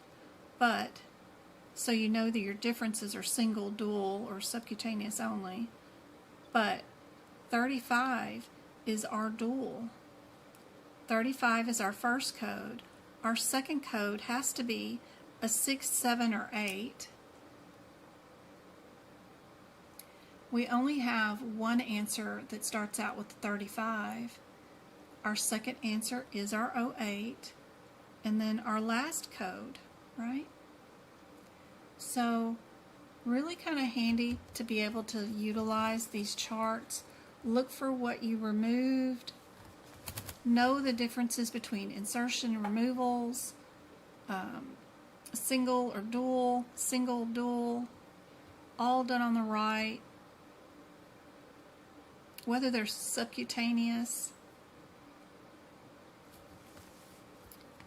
Super handy dandy. But this one in this chart helps me pick out the correct answer is D right away, just by looking for the dual and the removal, right? It's our only answer that starts out with the correct answer anyway. And then I don't have to deal with the whole case. I can just pick D and move on to my next question. Same charting system. You guys try to do this one with this charting system. Now you're doing a defibrillator, so you're going to be on the second column. Okay.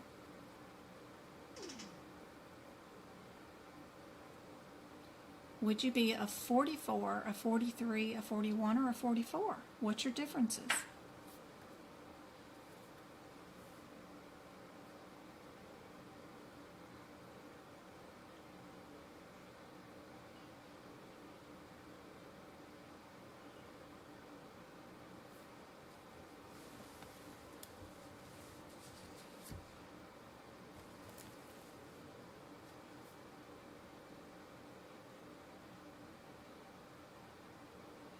If you're under defibrillator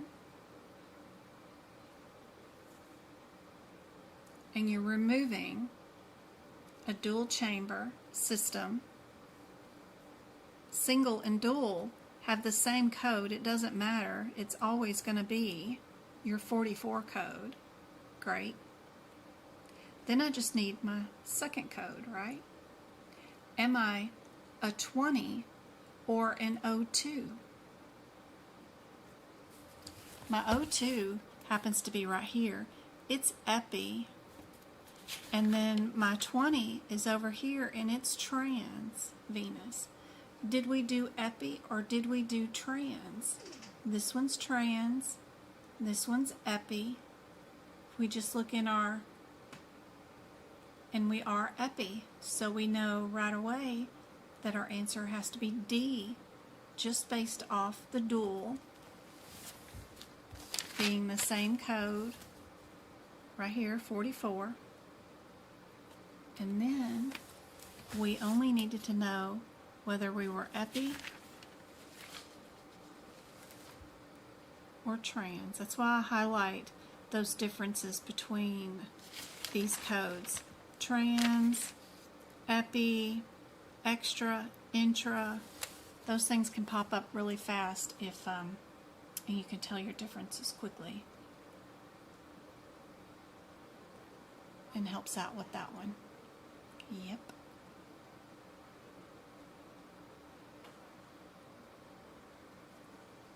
Another test, another study.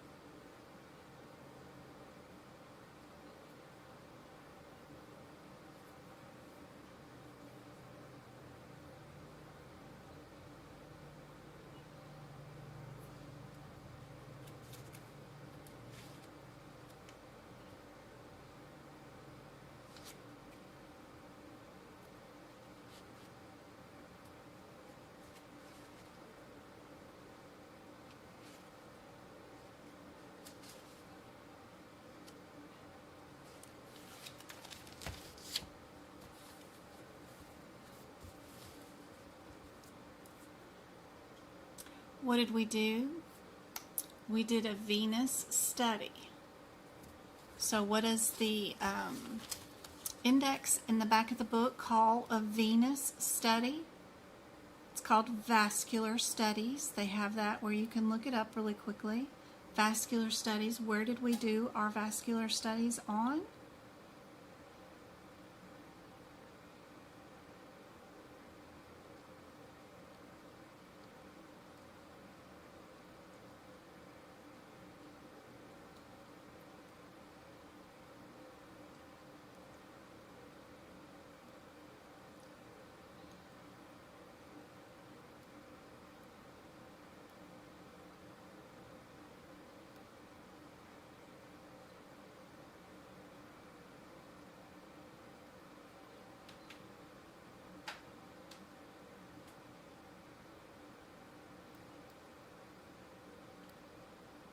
Non-invasive, both of the lower extremities.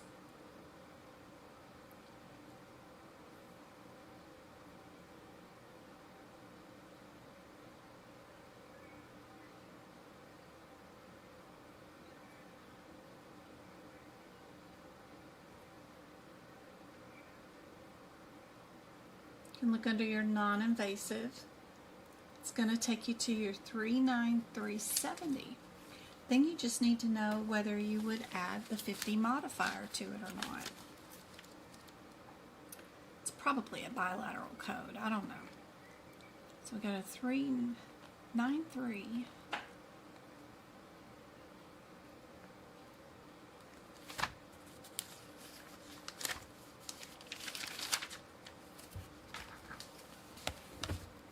We get to our extremity veins.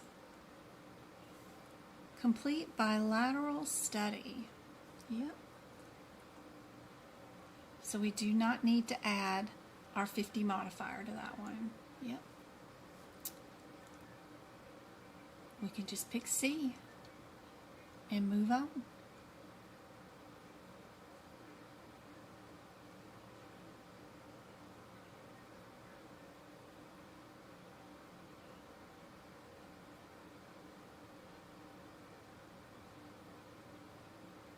That's why looking them up and going to the CPT codes themselves will make you confused. You'll see things inside the other available answers, descriptions, that'll make you think that you're there. But if you look it up in the back of the book for vascular study, non-invasive, the only answer that is listed there is your 70 code. It won't direct you to the 22 and the 23 where you could get confused. That's why sometimes these little indexes are super handy dandy. All right.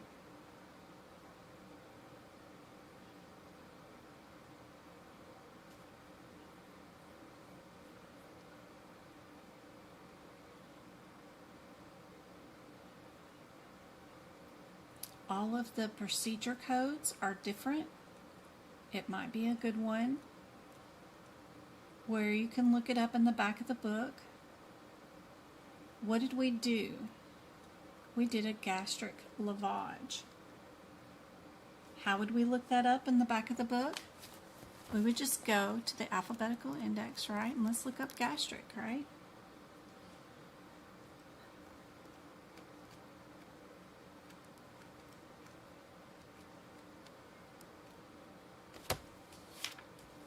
Gastric.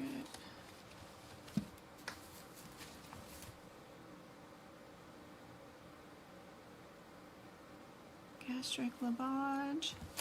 Right there. Gastric lavage. It tells you it can only be one code. There's only one answer. On page 1194, there's only one CPT code it could be.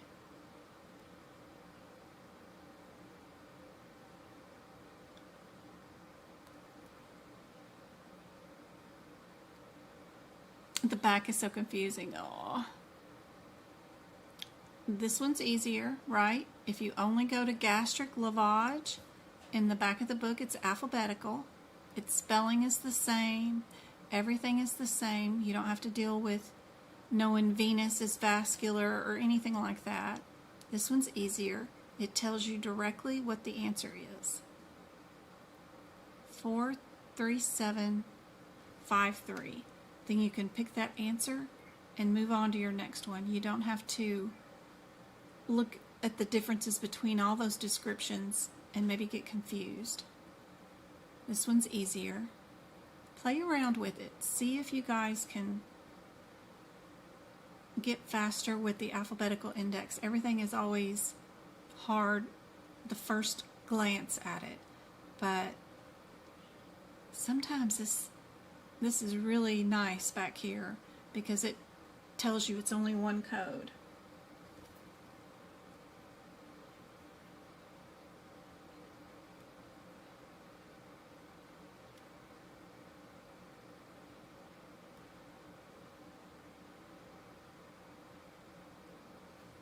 Hernias. I'm sure it'd tell us in the back of the book what the answer is, but hernias are fun. They're not too bad. Even with the differences between the code descriptors, they're usually not too bad. One of the last codes in the digestive system back here, 49 something.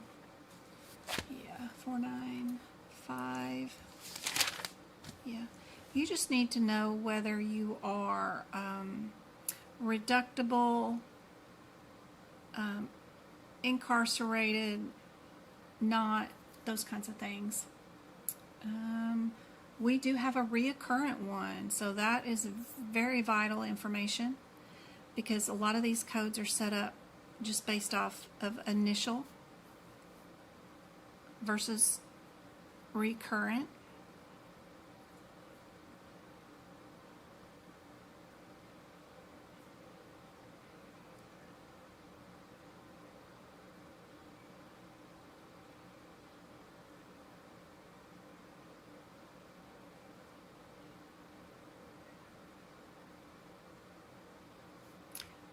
These are initial.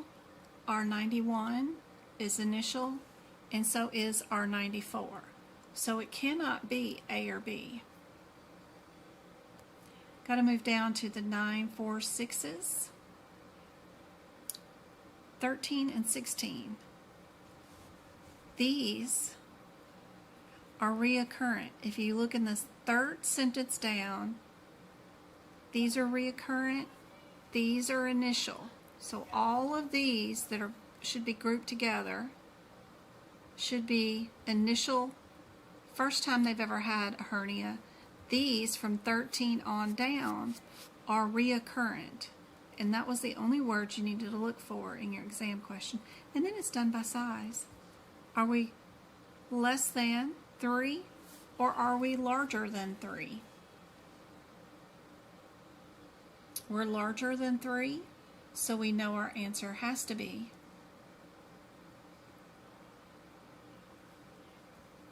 16 because it's from 3 to 10, right? So we know C is our answer. Yeah, it cannot be D because D is less than 3. And our defect was 4 altogether. You don't count hernia size by the size of the defect. That's what they're telling you when they're doing all these measurements and stuff. The total sum of the defect added all together is what you do. Even if you repaired one over here and then over here, you add the total whatever. Yeah.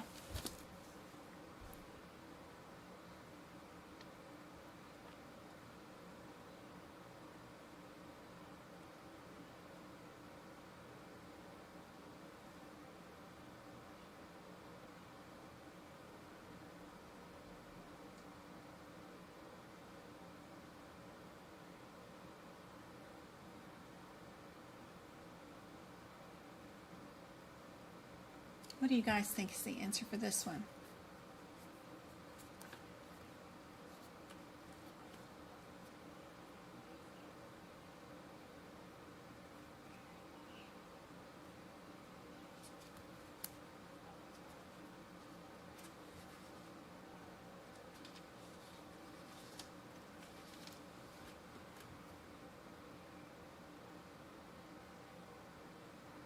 Good job, Karen.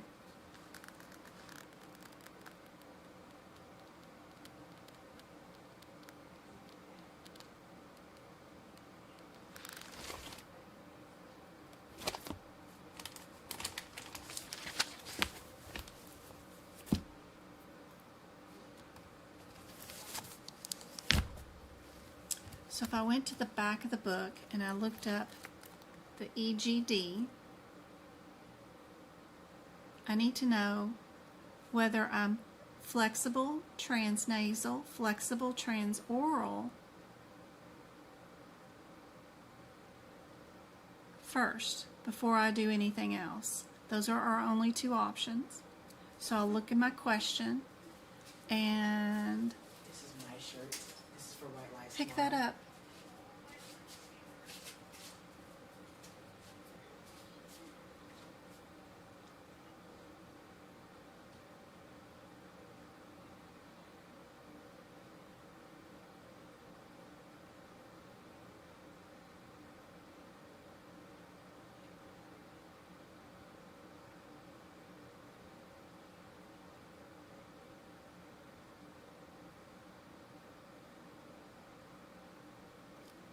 We didn't do nasal, right?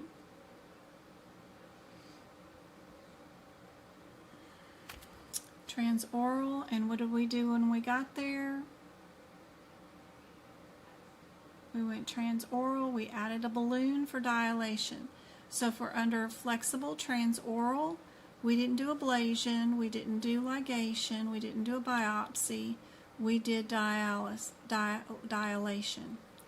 If you look right there, they've got dilation of the esophagus, or we've got dilation of the gastric duodenal structure. Which one did we do?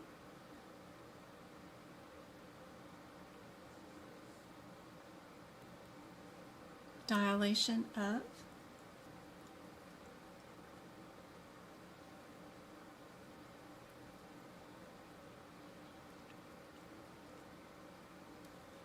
the esophagus, right?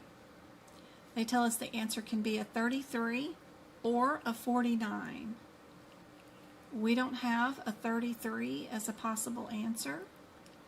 We only have the 49. So we know our answer has to be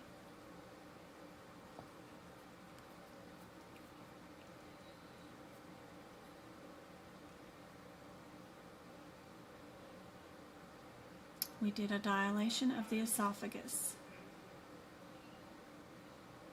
So we know our answer is going to be C.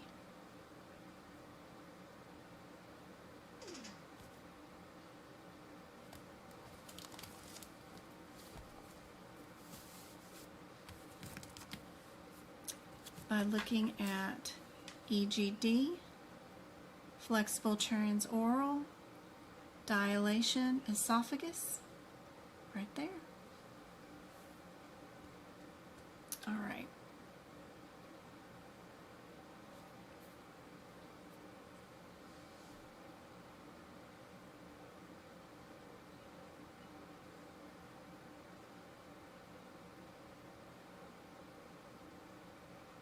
Got just a bunch of 50s or 70s. Which one were we?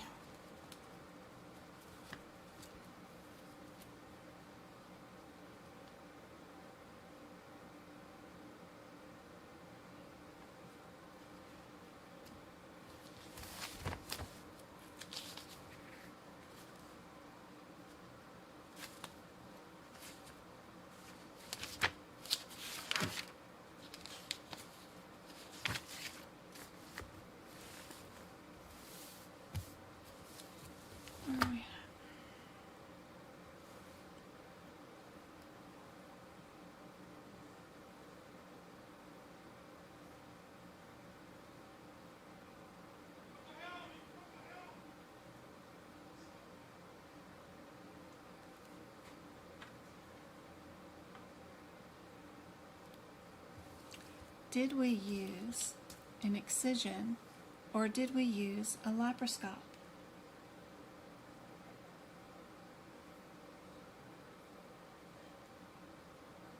We used an incision, right?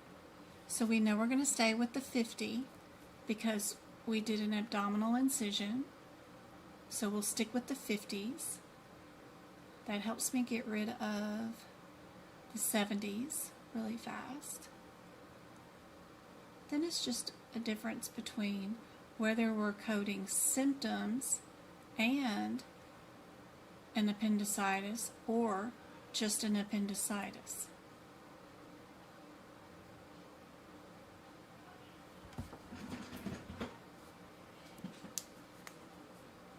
What do you guys think?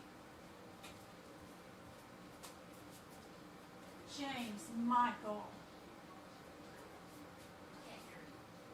Tell me he's being too loud.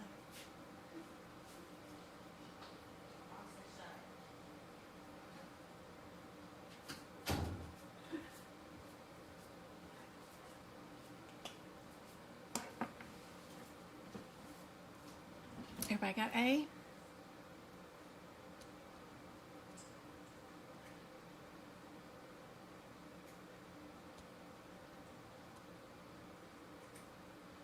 Another EGD one.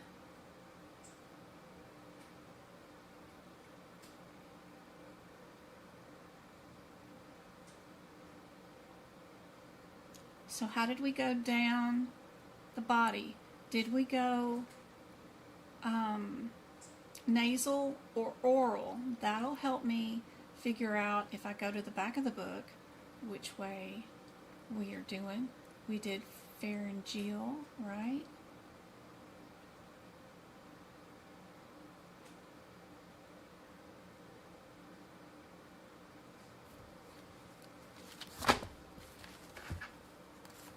So if I'm still here on my EGDs, flexible transnasal or flexible transoral,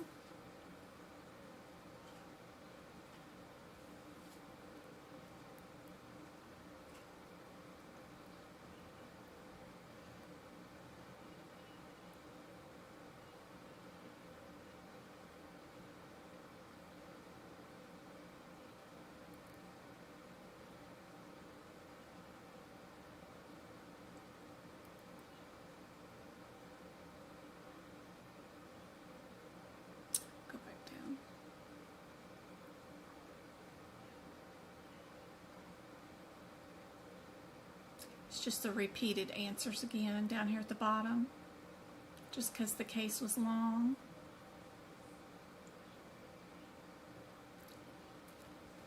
We did flexible transoral. What did we do once we got down there?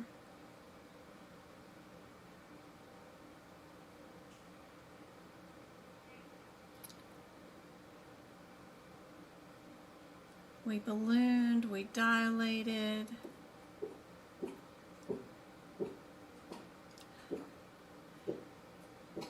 We got access down to the duodenum and we dilated, right? So down here, if we go to dilation, did we dilate the esophagus or did we dilate the duodenum structures? We only have the two dilations. This one did the dilation down near the duodenum. So that tells us our answer right here on page 1173, right?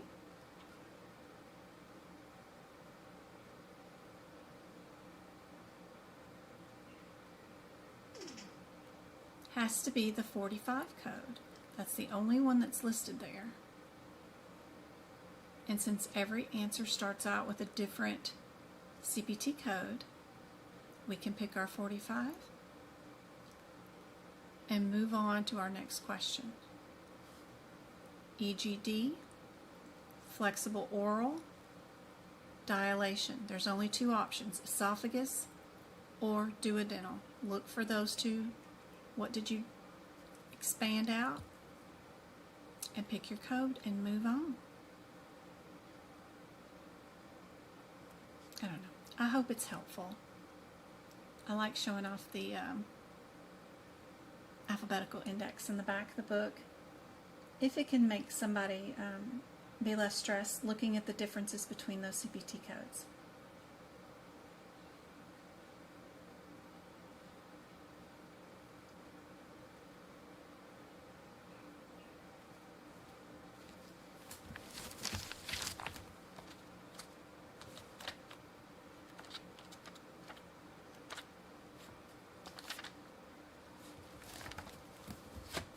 What did we do today?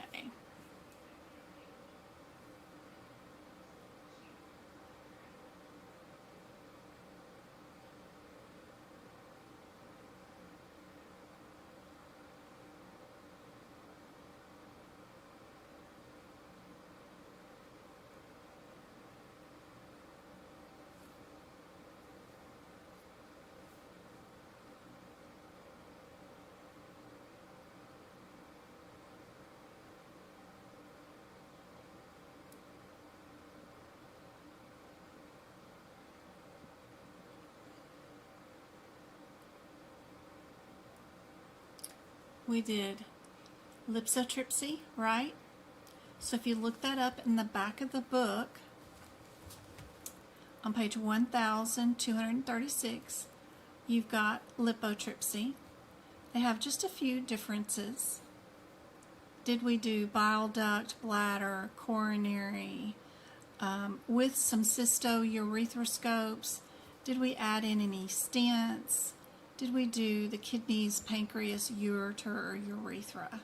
So we'll check our question. Did we do the bladder or did we do urethra? Oh, we did do stone manipulation and stent removal and replacement. So we added a stent. So the only code that has anything to do with stent insertion, we only have one, which is our 52356. And we only have one answer with 52356 in it.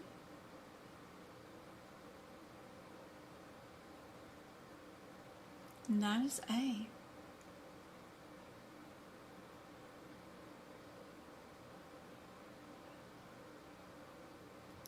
Lipotrypsy with a stent.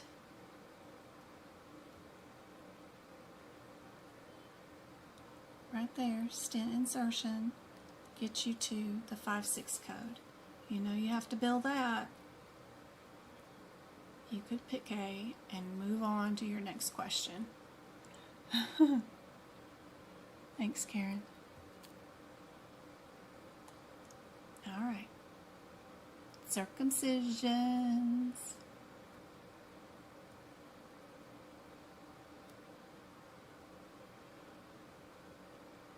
What do you guys think on this one?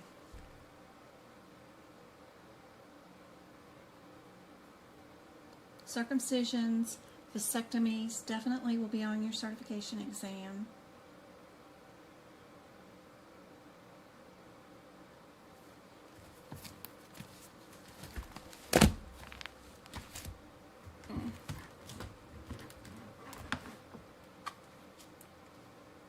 Sure, my phone has been blowing up.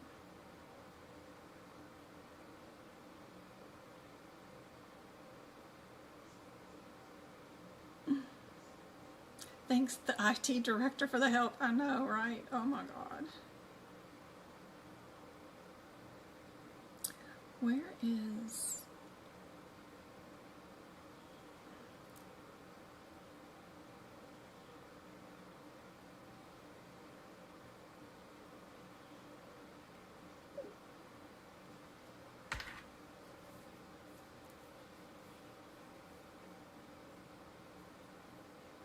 What do you guys think?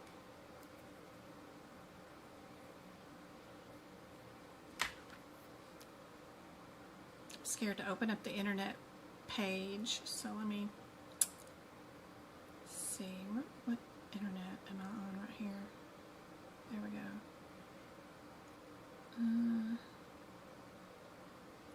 I'm not going to open up nothing again on the internet right now, so I was going to open up on the phone. Okay, we got 17 of you guys on. All right.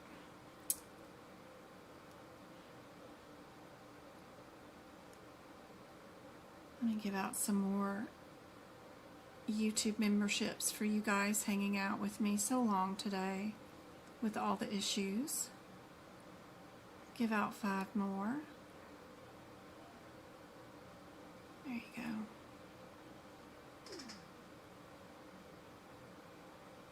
Nicole. Clickers and Snark? Is that Snark? Christy? Who else? Kate and Holly. Aw. I hope those YouTube memberships help you guys out. Okay. And then I was trying to see chat because I can't tell.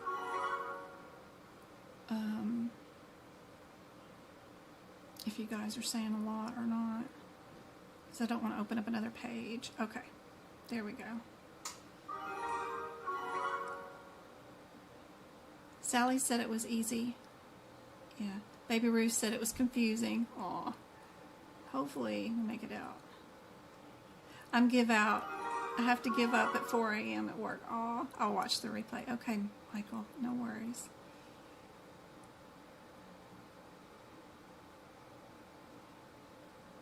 All right. Yep. This one's pretty easy because if you know that an adjacent tissue transfer is a separate procedure in integumentary, and circumcision, of course, is a procedure in the urology section, then you know what your answer is. You did do both, so you do get to bill for 2 procedures. You only have one answer with 2 procedures.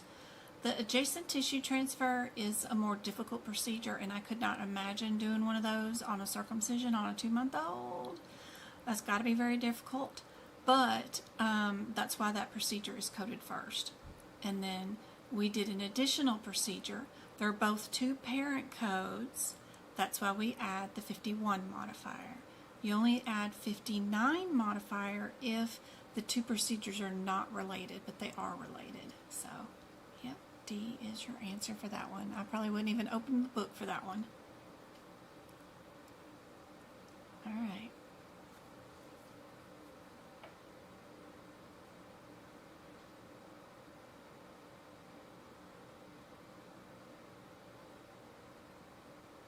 What body part are we dealing with?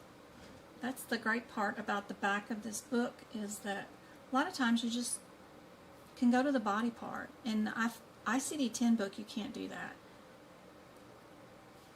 So prostate, right? So let's just go look up prostate and go see what's going on back there.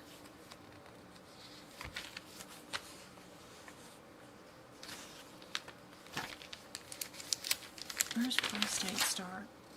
Prostate's gotta have a lot of stuff, probably.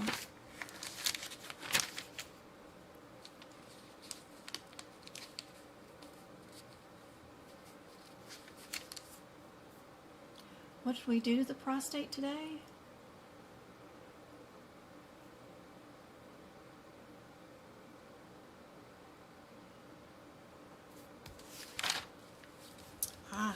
Prostate starts at the bottom of page 1283, down here at the bottom.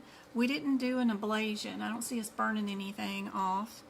So we'll keep going because we get to skip through all the ablation stuff. We didn't do abscess. What did we do?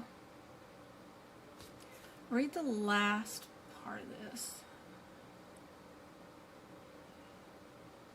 We inserted a needle, and it tells you the answer is 55875. Boom, there's our answer. Move on. There is a lot of propaganda in here, like they're talking about the seeds and all kinds of stuff and ultrasound guidance, but what did you do today? What is the code to report needle placement? That's all you did. Because the seeds, to insert the radioactive seeds right here, if you look up here, it said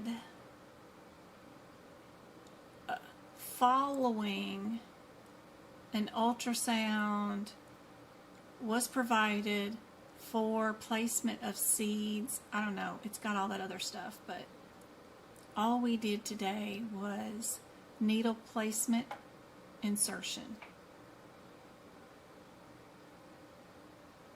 We didn't do the radioactive substances. All we did was the needle placement. But this one's got a lot of propaganda in it, and it's very difficult. I probably would have coded the seed one if I went to the individual code descriptions.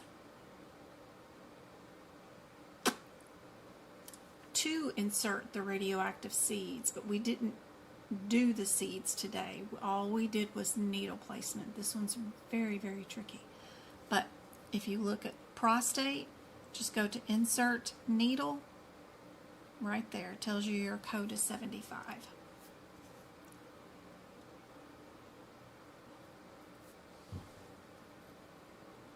Baby Ruth likes the index. You like that? Yeah. If you know exactly what you're doing, yeah.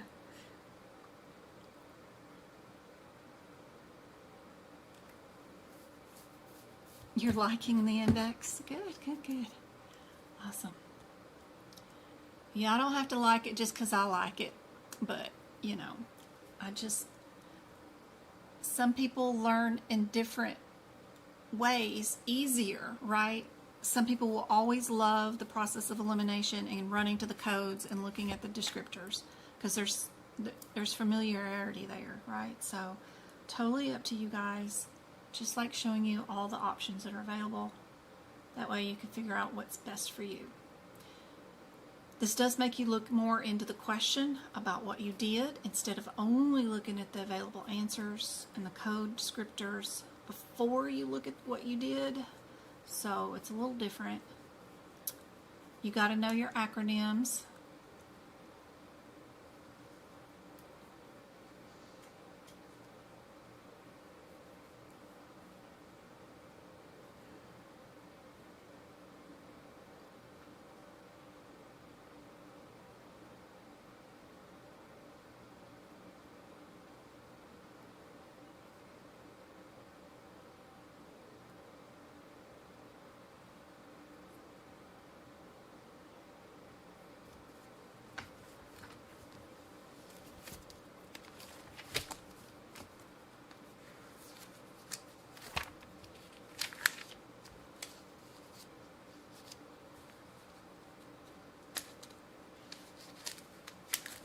You can also, of course, don't forget about what other thing I showed you today. about looking at just the alphabetical index in the front of the book before you start coding a certain section, the division of the different code numbers, right? The 526 is going to be under, you know, a certain set of codes. 526 is going to be visceral, neck, and prostate procedures. They're probably all under the same one, but sometimes it's helpful. Those things are helpful too.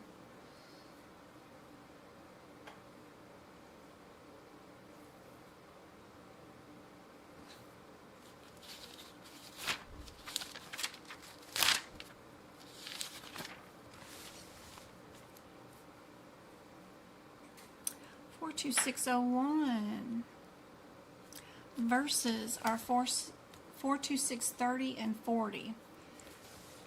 So your main differences, the 52601 and your 30 and 40. These are redo surgeries. If your patient is getting either one of these done, it's redo. This is initial time, the first time this patient's ever having whatever resected from the prostate. So that is super helpful. Knowing that difference and having it marked in your books is vital, because reading these descriptors when they're 4 sentences apiece is a nightmare, and then figuring out what the differences are. This is for residual and regrowth. This one is just to resect the prostate. First time it's being done is what that means. So looking your procedure and see if they say anything about it being, you know, any kind of history of it being done before. If not, you know you're in the 01 area. Then you just need to know, do you add the 50 modifier or not? How many prostates do you have, right?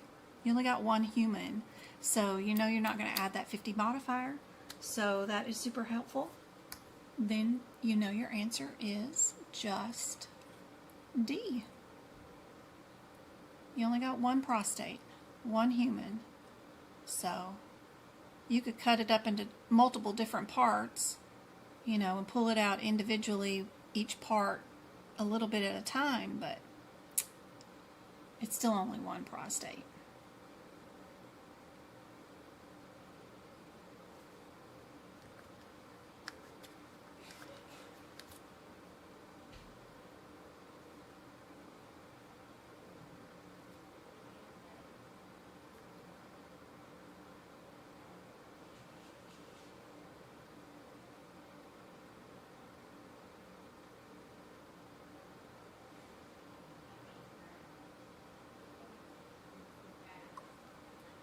All right. Modifiers, right? The procedure code is all the same, so it's just a modifier question.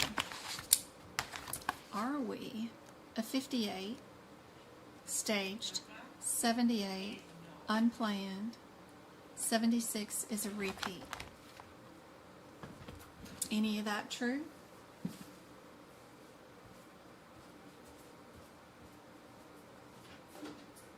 Thank you. Oh, sorry, I didn't mean to touch. Yeah. Okay. Okay. You need anything? I think did they give him the generic? I think it's the first time in his life he's ever had generic on this med. Yeah, he's never had that before, ever. Oh, because he had. He's always had the other one. She didn't check a box, so he's never had generic before. It goes back and forth with me, like, it Yeah. depends on what they're out of. Yeah. But So on both of our insurances, I mean, for both of us, if one, okay, see you later. Thank you so much. Sorry, guys.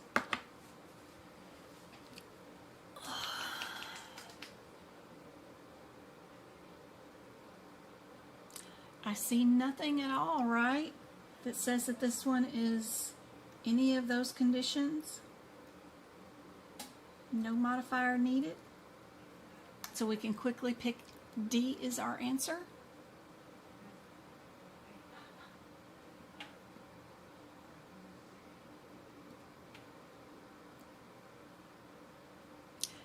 The global period, right, for lithotripsy, right, is what this procedure is just the day of the procedure.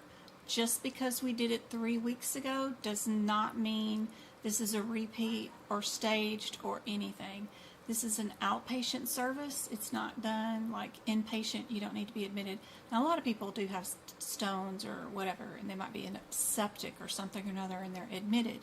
But still, the procedure itself is no global time. And it tells you inside the procedure question, there is no global time for this procedure. So they gave you the answer right there. That means you will not use any of those modifiers because, yeah, there's no staging and all that or whatever. Yeah. So D is the answer for that one.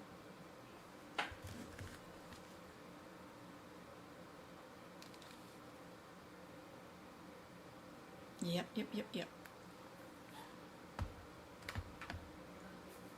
Tricked y'all on that one. That's good. Okay. What about this one?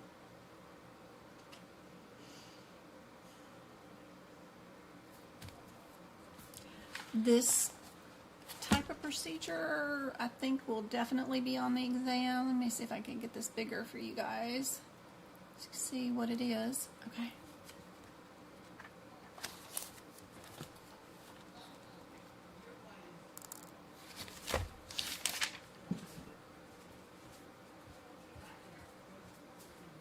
Go to your room now. They're being loud and distracting.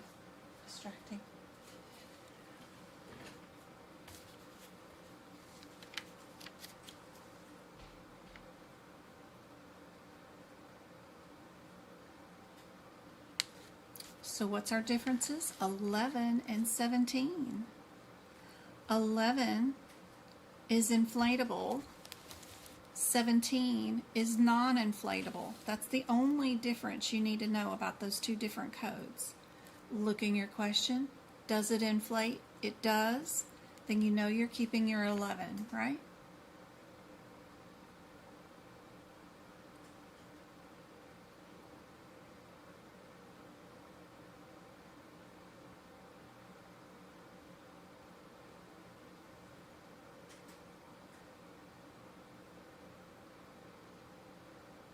Or 17.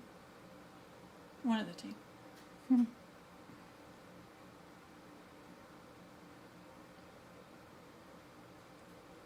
17 is non-inflatable and inflatable. Sorry, it's both of them. It just to me, it matters whether the field was infected or not. That's right. You're right. So it didn't matter with 17. 11 only does inflatable, but not the non-inflatable. 17 does both, but 17 does deal with the infected field. That's right. Yeah. So you don't have to add the integumentary part to it because this already includes your infected field. But a lot of these codes are whether the device is multi-compartment, inflatable, or non-inflatable. So be sure and check for that, even though it didn't matter in this question. These codes will definitely be on the exam, 100%. Some of them have multiple compartment inflatables, and some of them are not. All components multiple, inflatable, non-inflatable, or inflatable.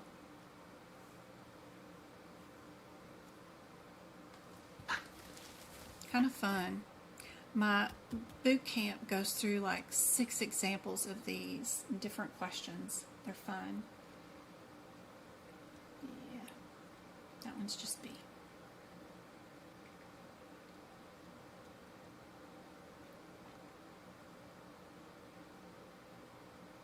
Kidneys.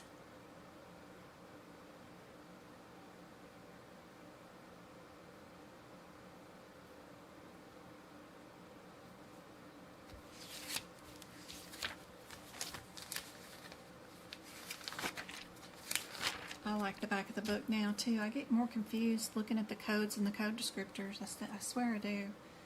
Now that I've been playing around with the index more. Alright, what have we got going on? We've got 280 here and our 60 somewhere else, and then we've got our 90. What kind of excision did we remove?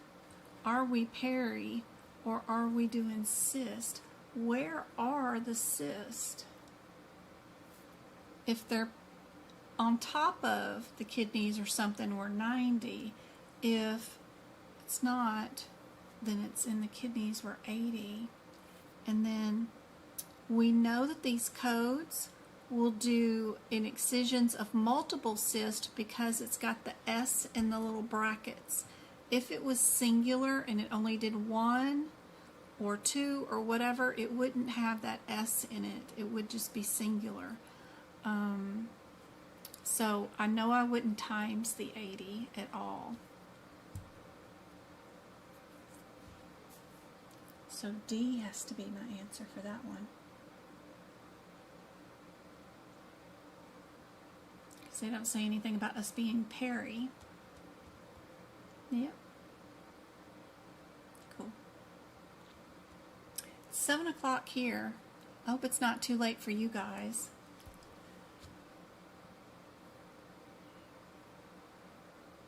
But that's like 5 hours after this was supposed to start at 2 o'clock for a 3-hour workshop. Lord, I don't know how long the computer was down, but it got so bad. I'm glad it finally calmed down, but good gracious. It rebooted and crashed so much. Alright, what are we doing right here?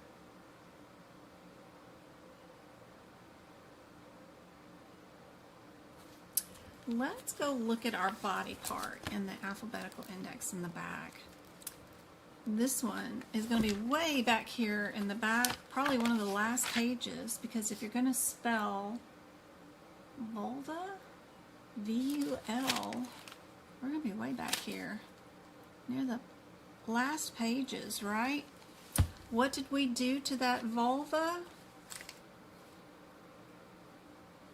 Did we biopsy it? What did we do?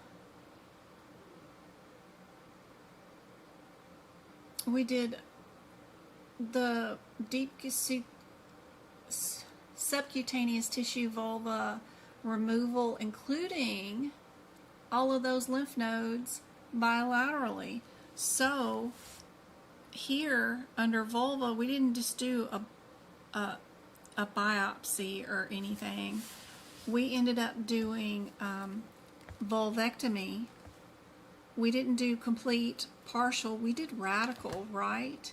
And we did with the inguinal, femoral, iliac, and pelvic lymph nodes.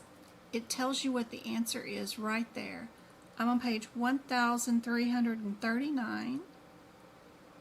And it says the answer is 56640. And we only have one answer that says 56640. And it takes care of all the modifiers and stuff, and we don't have to worry about that.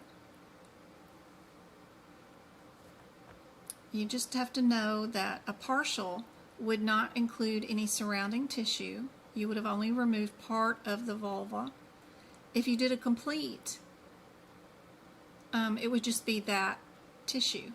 If you did any of the surrounding tissue around it, including any lymph nodes, you know you're radical. So then if you pick radical, you just need to pick out which type of radical. And this one did all 3 of them right there. And they're all listed right next to that 56640. So then you know B is your answer.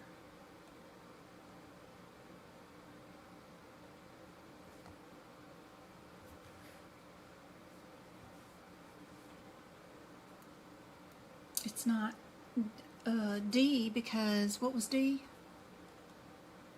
D was 33.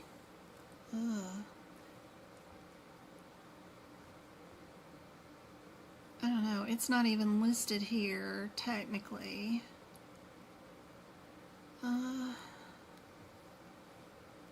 But you see how it says inguinal, femoral, iliac, and pelvic?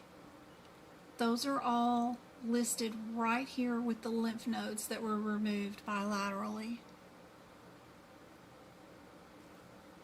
And that's where the 40 is right there. And that's why it's B.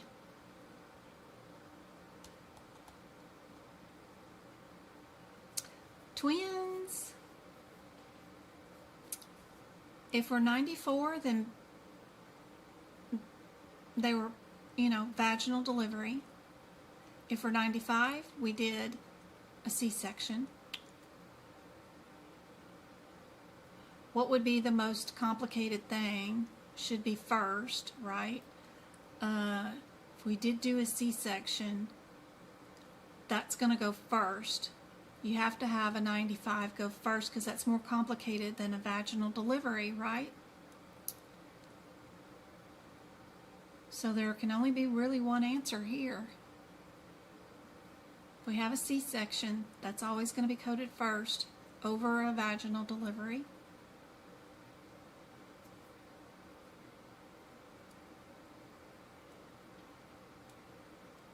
If they're both born by C-section, there's usually just one code.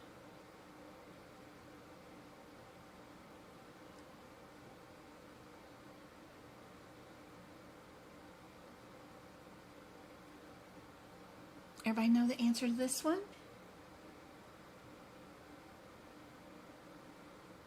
It's 10 there, Sally.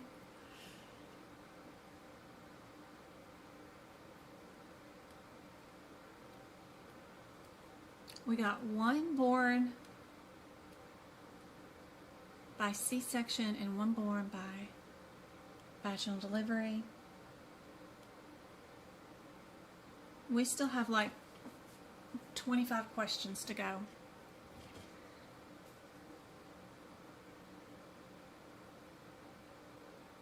This one's D. C-section, then vaginal delivery. You have two parent codes, so you got to add your 51 modifier.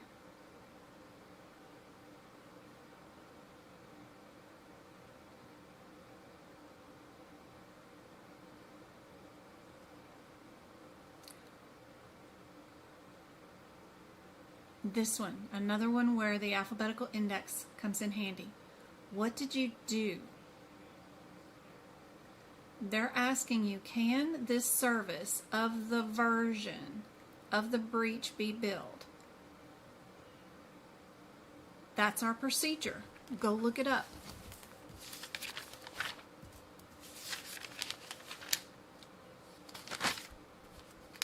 If I can spell.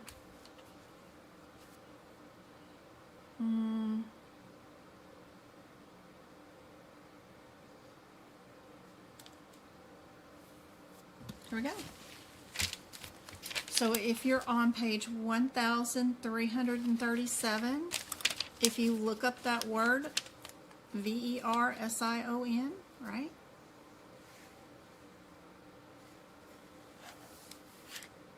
It's right here. Right above vertebral. There's only one way to do it, which is cephalic.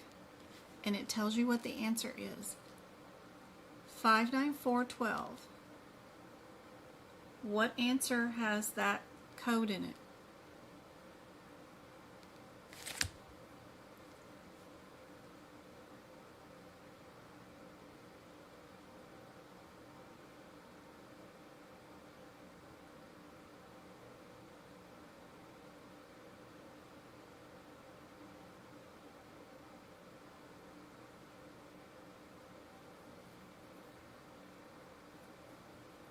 It's 9 p.m. there, Karen. Okay, good. Not too late then. So you know what your answer is with this one? It is C, right? It's the only one with your 412.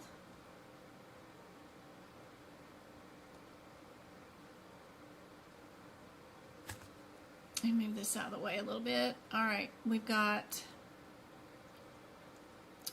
nervous system.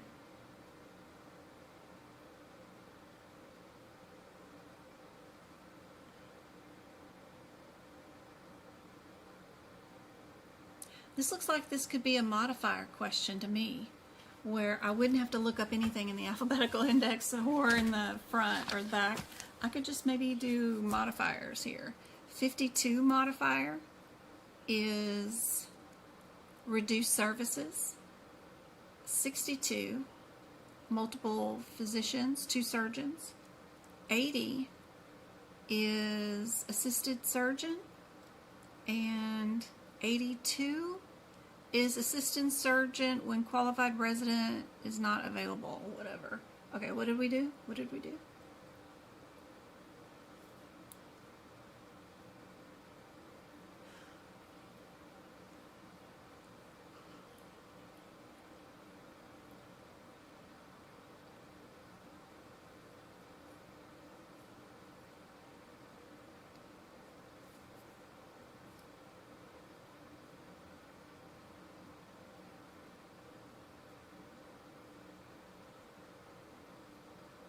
We have 1 surgeon.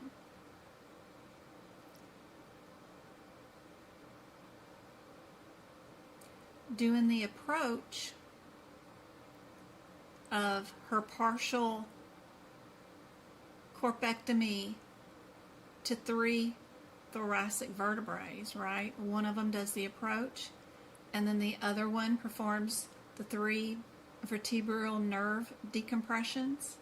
So they piggybacked, right? So the only correct answer would be B. Yep. Perfect. Yeah, just a modifier issue. What about this one?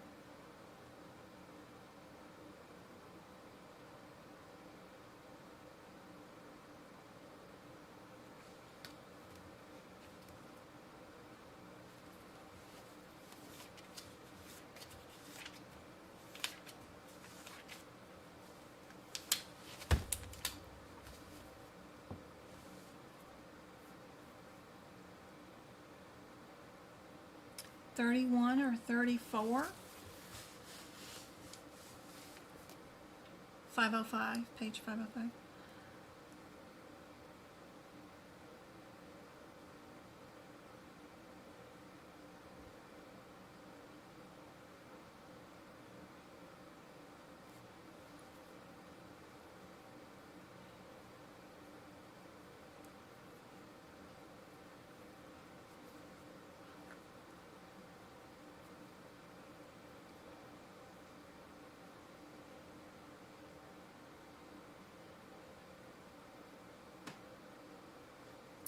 We did digital nerves, right?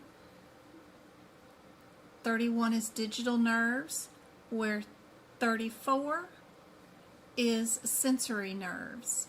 Just knowing that they're different nerves is super helpful. Okay. Now we got our 31. Then we need to know, are we a 32, a 37, or a 72? Well, what goes with the digital nerve one, right? You're supposed to use the 32 with it.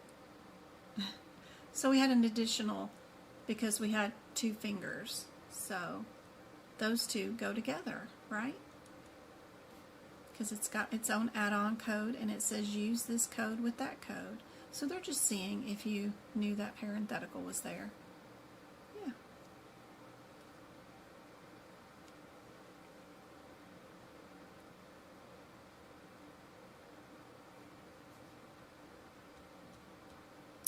D on that one.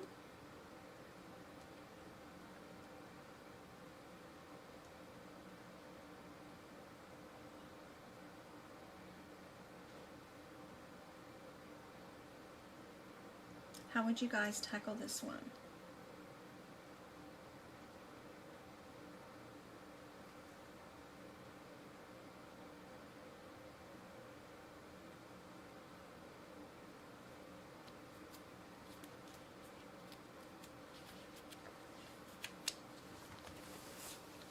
There's lots of differences between those laminectomies, and they get crazy. I'll try the back of the book. Let's see.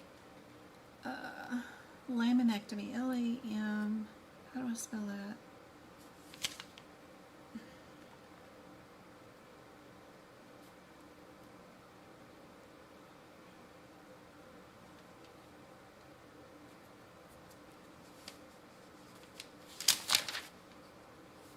Laminectomy starts on page 1229, 1229, laminectomy.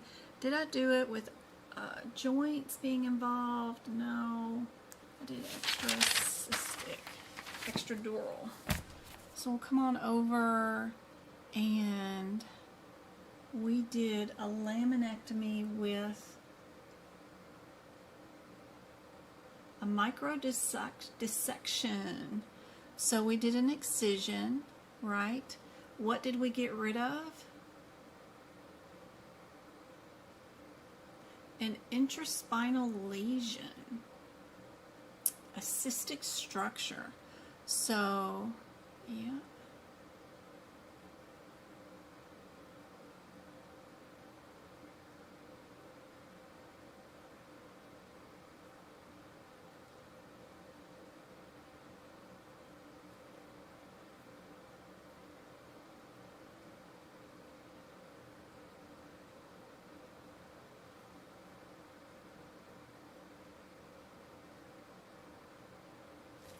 That's not a neoplasm.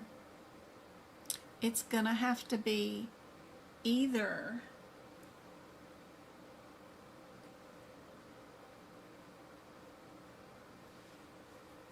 only the 67 or the 72, because the 52, according to this, is a malformation. So if they were doing this an excision and they did the 52, it's because of a malformation, so that's not correct. What other option? The 77? 77 is for a neoplasm. That's not what a cystic structure is. That's not a neoplasm, so it can't be 77 either. And it can't be 52, so it has to be either the 72 or the 67. Now, they did say they used microdissection, including the use of microscope. I only have one of those answers that means we used a microscope, right? Even if I didn't know if I was other than a neoplasm 72, right?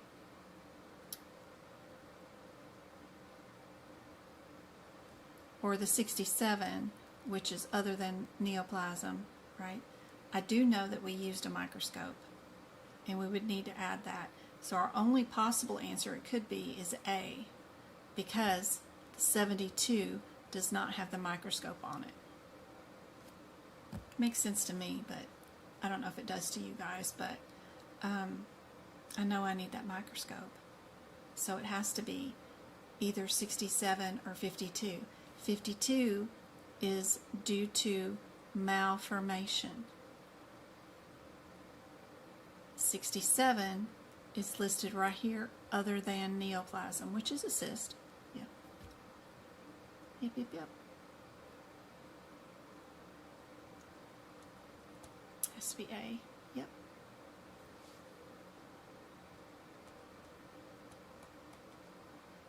Modifiers in anesthesia.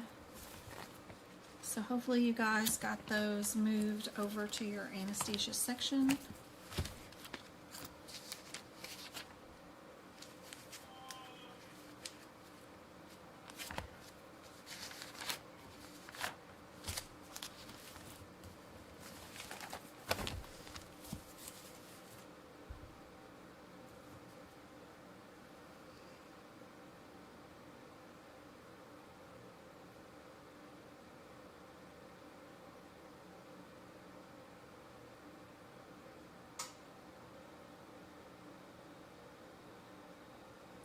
QS is Mac.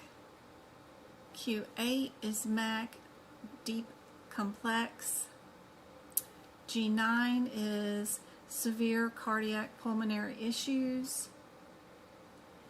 8 and QS. What do you guys think?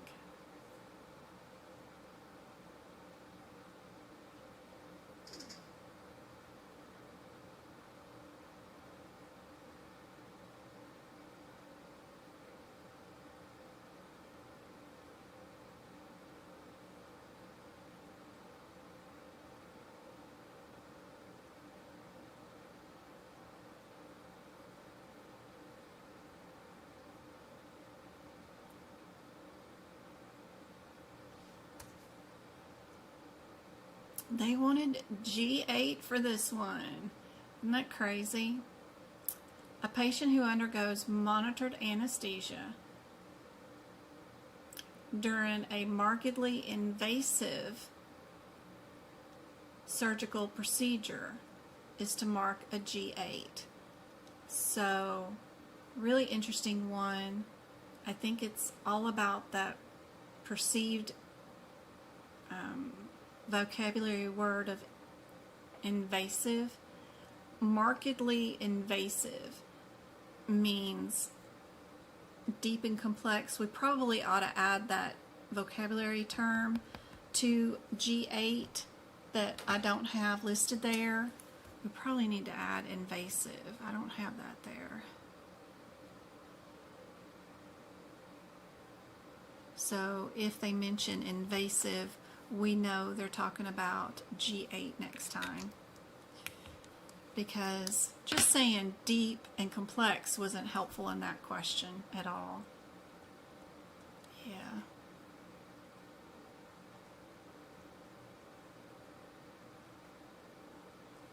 $72, you know you're going to need that code. So if your available answer does not have that code, then do not pick it if they're over 70. What else do I need for this patient? We gotta have a P2. So answer A does not have a P2, so we know we can get rid of that. What else do I need? I need to know, am I an AA or a QK? 3 or more concurrent. AA is personally done. Ooh, we do have personally done, so we will keep that AA. So that gets rid of D, right? Alright, now I just need to know, do I do QS also? What do you guys think? Yep, HIPPix question. Those are crazy, aren't they?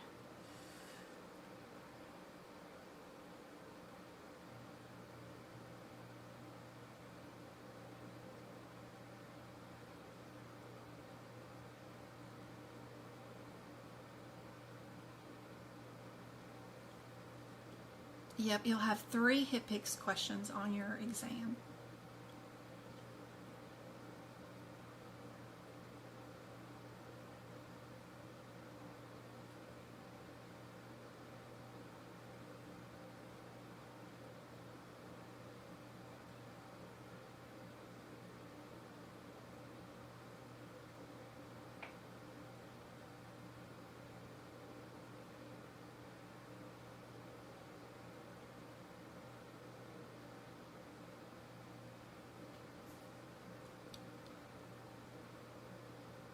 This one's C. You needed that QS also.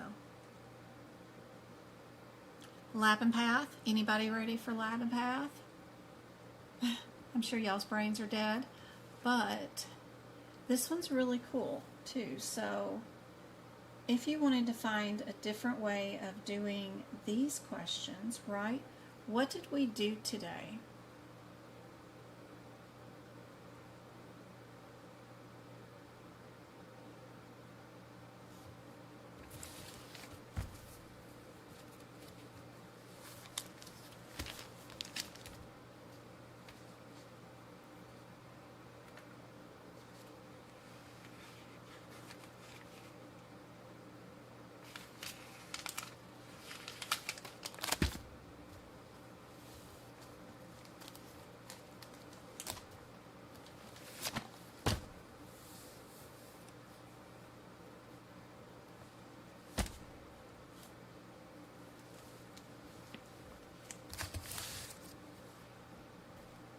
on page 1175.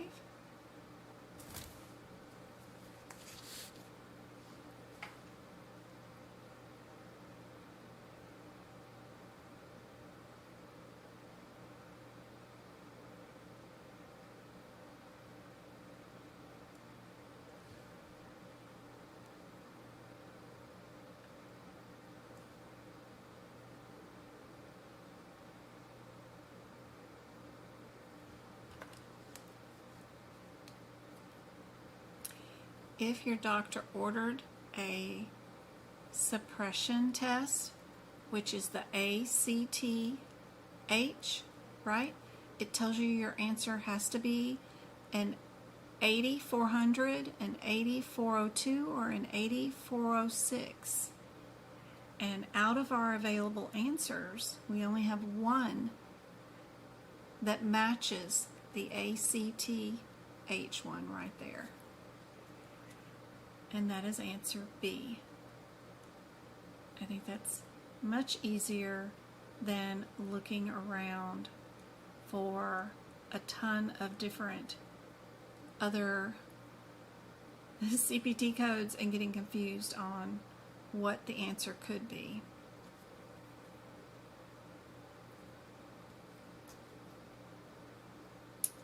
B will be the only answer it could be.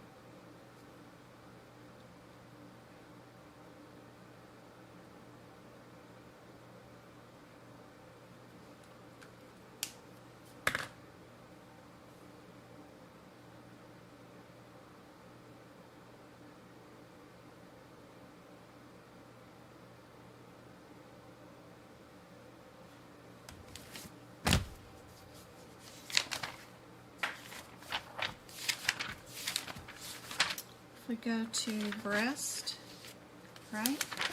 We're doing some sort of genetic testing on the breast. We can go to breast, which is 1132.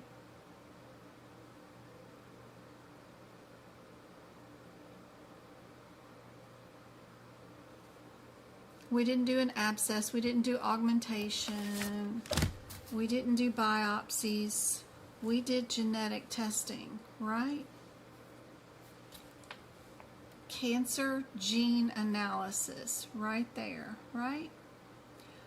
And we ordered the full sequence, and they actually have that listed right there. So we did breast, then we did cancer gene analysis, then we looked up full sequence, and it tells us our answer is a 62 or a 65. That's the only two options we got, right? Somewhere around there? Am I in the right area?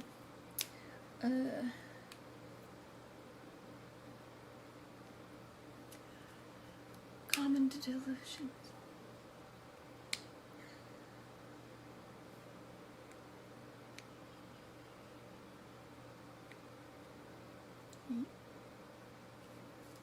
So our 1162 is right there.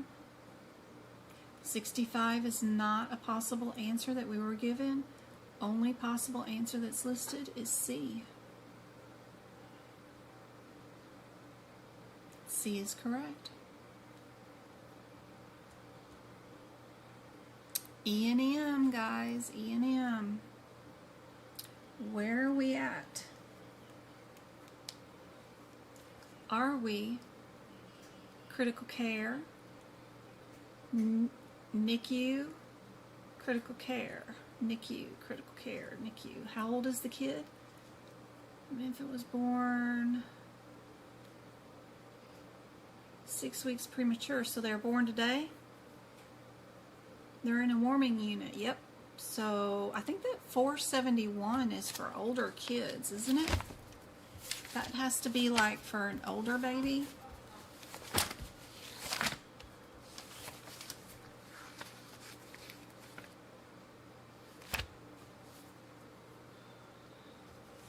Yep. So that 471 is for infants that are 29 days old to 24 months old. So that cannot be this kid. So we can get rid of B and D, And we just need to know, can we bill for these other procedures with this kiddo or not? A or C?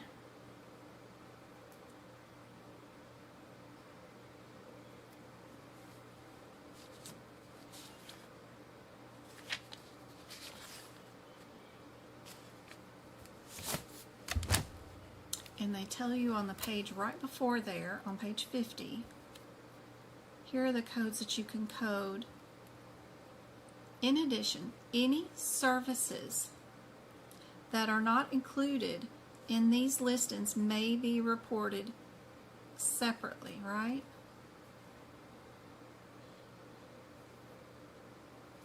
In addition, the following procedures are included and are not, but they're only talking about right here for those procedures. But these right here, so if we've got our 31500 is endotracheal intubation, it's right there. We get to code that one. So if we get to code one of them, we get to code all of them, right? So C is our answer for that one. Yep. As an adult, probably not.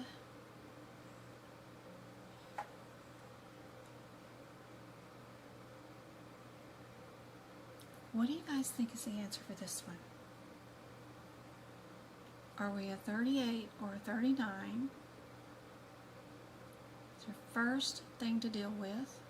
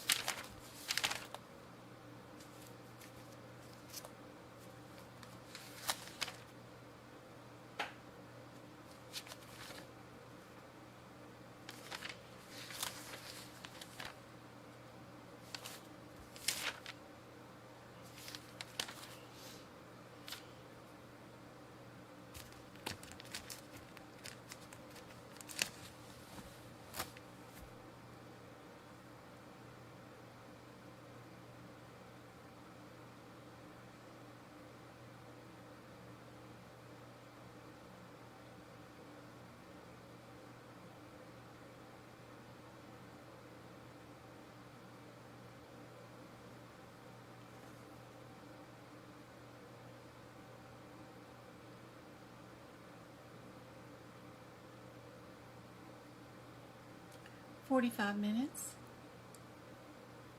That means 38 is out the door, right? We can't bill that one. Anything more than 30 minutes gets a 39. Did we do an additional visit, right?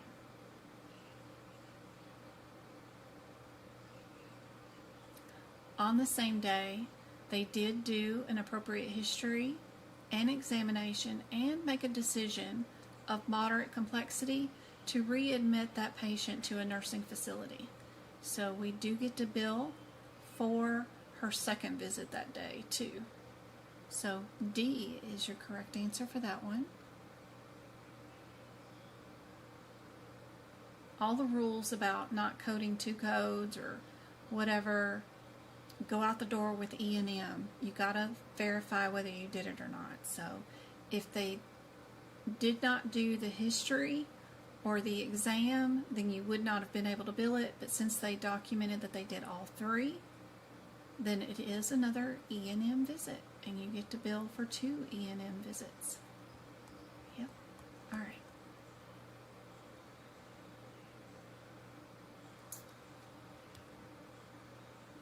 All right, what about this one?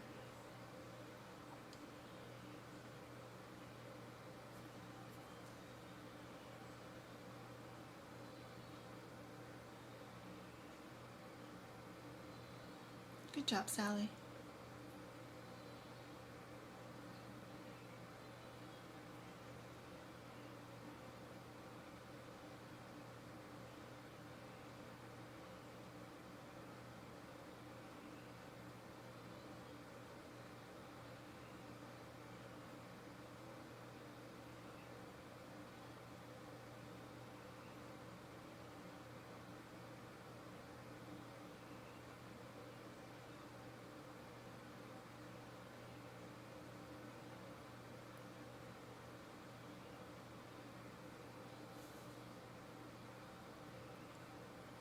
fourth word in, it says established, so we know we get rid of those two right away. And then are we a 14 or a 15?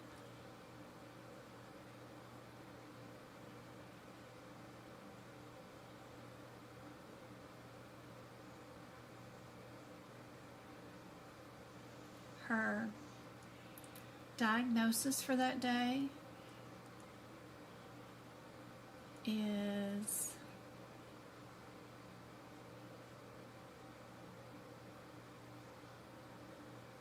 a suspected something, which means she is undiagnosed, unknown outcome, which in our little charty thing right here, the only place that is listed of undiagnosed, uncertain problem is only under moderate, under our diagnoses. So that's moderate. Our data, she had 1, 2, and a CBC. So she had 3 lab tests done. So under data, under 3, she also had moderate for 3 labs being done. So that's moderate. We have 2 that are moderate. Her over-the-counter Dramamine was low for OTCs, but since we have 2 moderates that match, we do get to bill for a 14. Yep.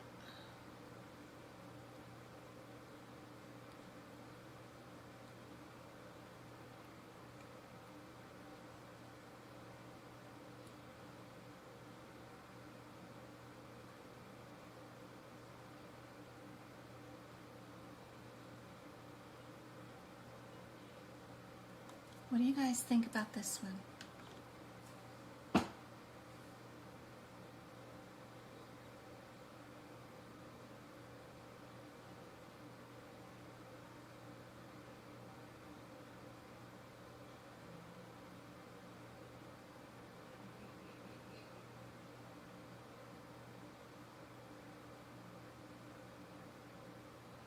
Got some infusions coming up. Some more Medicare stuff coming up, and then we'll be done.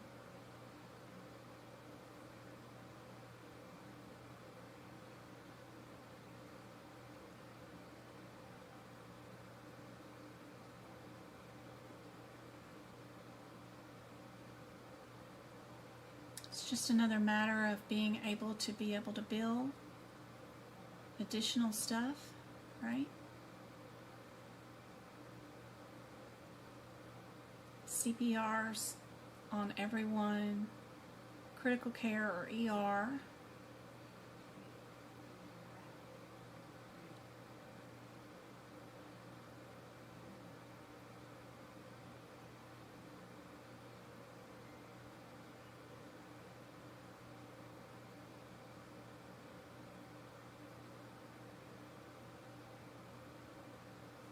We just did the endotracheal intubation.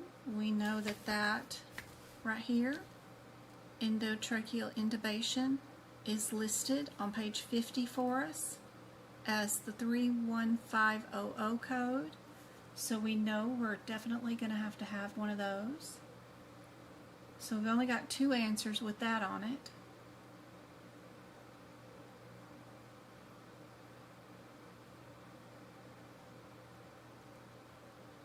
Then it's just a matter of, are we billing for ER or are we billing critical care? And if we're actively doing CPR on a patient, we're no longer in an outpatient situation, right?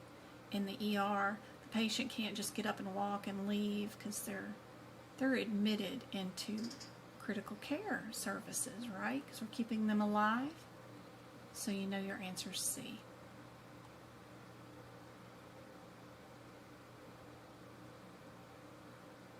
Dr. X's and Dr. Y's. Don't get confused. Be sure you look and see who you're billing for today and only focus on what that patient or provider is doing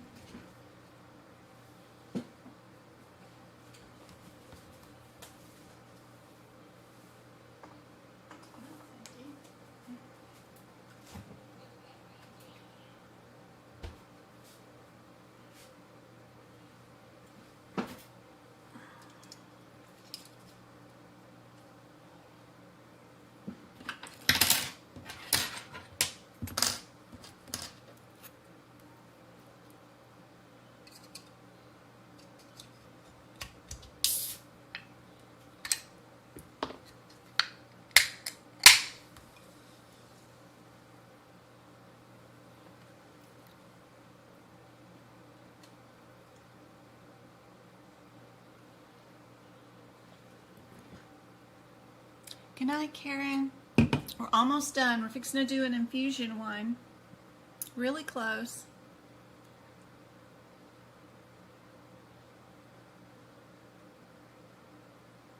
This one is D. We do get to bill for our consultation.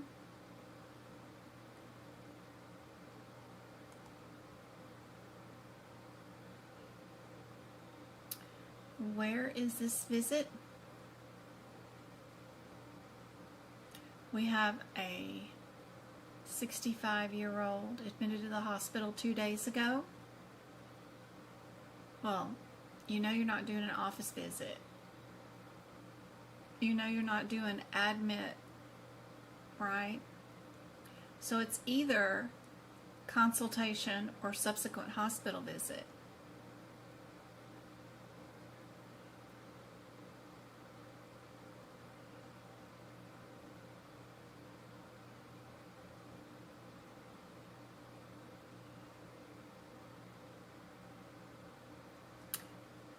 All they did was increase meds. I don't see anything about writing a report back to another provider, telling them what to do. So you know it's not a consultation. So it has to be a subsequent. It has to be C.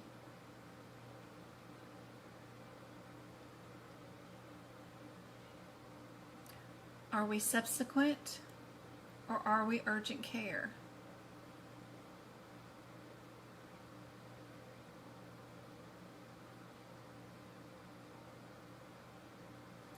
Patient is in ICU.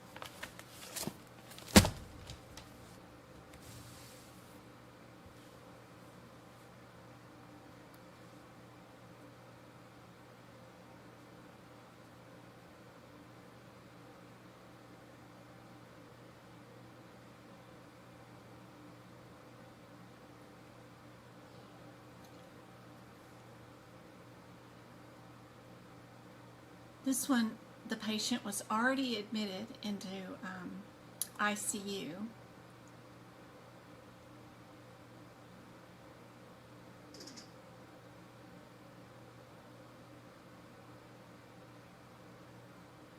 Chief complaint is that they're having a multi-system organ failure.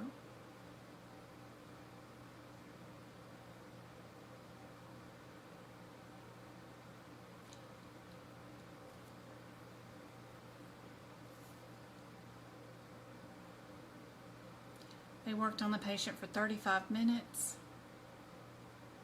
ordered some cultures, more meds.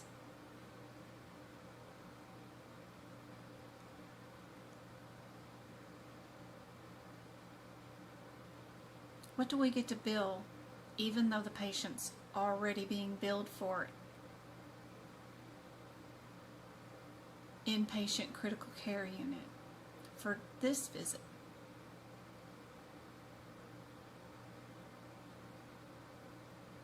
Patient must have desatted in the middle.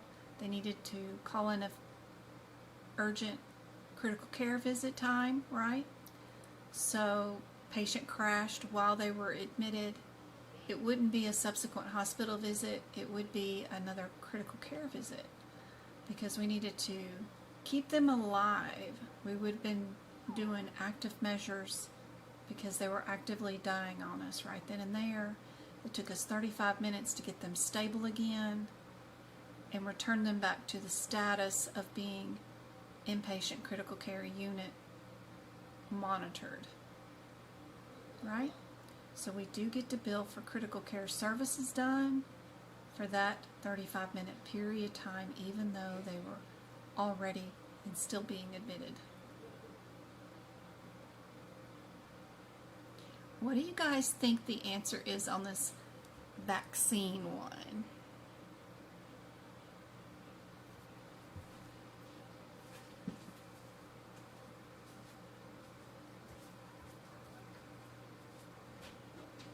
Okay, y'all are going over to Nels. This is the last time y'all are going to stay here. Ever. Turn that down and go to your brain first. James? Travis, take her off the speaker or go to your room. Then go to your room.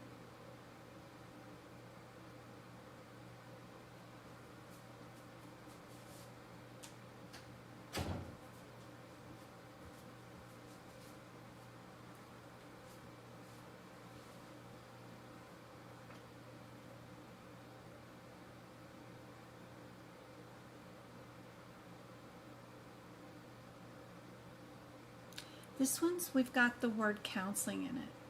That makes a big difference with vaccines.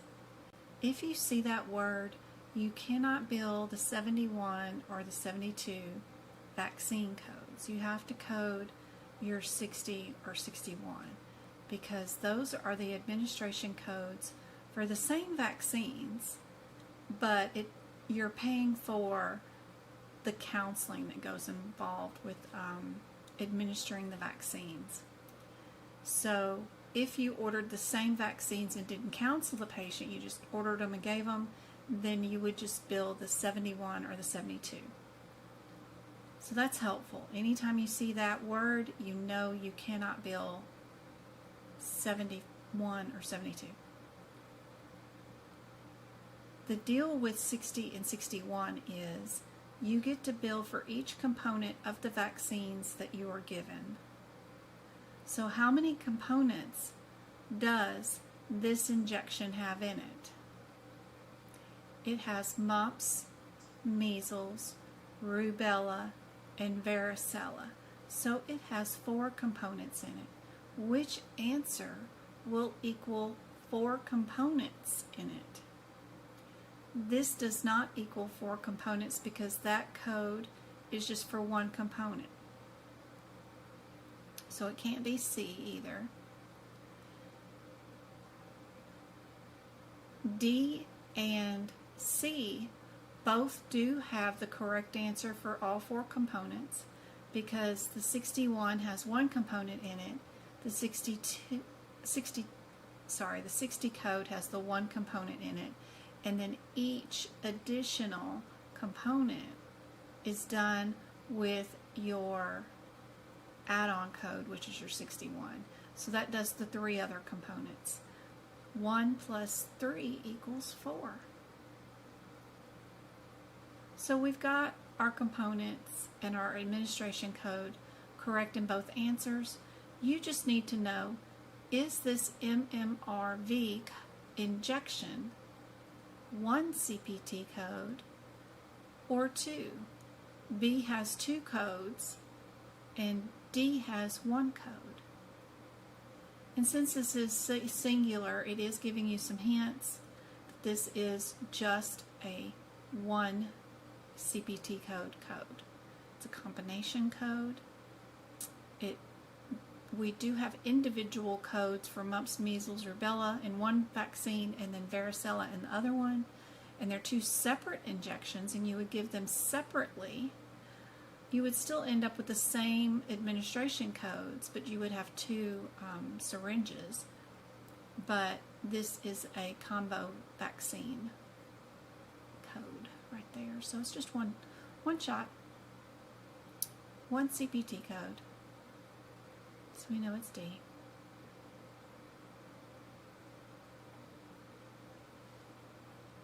Hydration. Which answer would be correct for 5 hours of hydration? Which answer would equal that, right? Do you need 1 code times 5? would you need one code in its parent or child code times 3 or times 4 to equal 5 hours? Or is 5 hours already in one code all by itself? Thinking about that is super helpful. This would equal 4 hours of hydration. This would equal 5 hours of hydration. That would not equal anything. And that would not equal anything. So, you know your answer has to be, just because you know this equals 1 hour, and then this one is for each additional hour. And if you add 1 plus 4, then you get 5. And we only had one set of CPT codes that equal the number 5.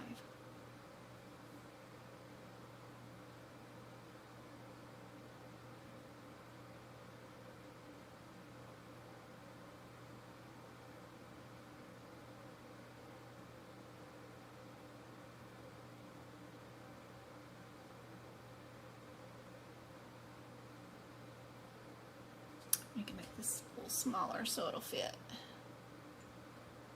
Oh, wrong one. Over here. All right.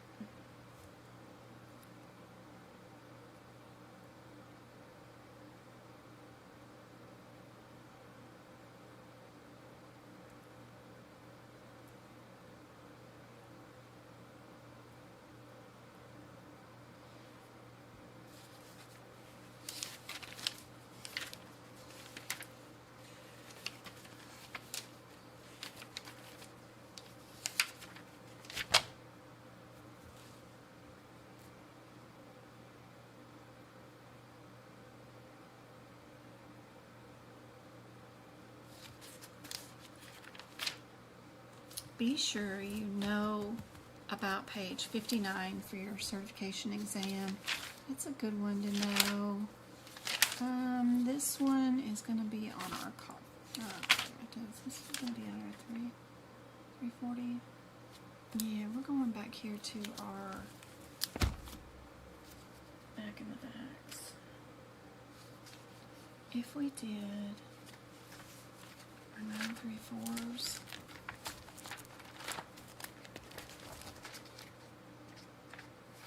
934, 52 and 53. All right. 52 is done on the left side of the heart.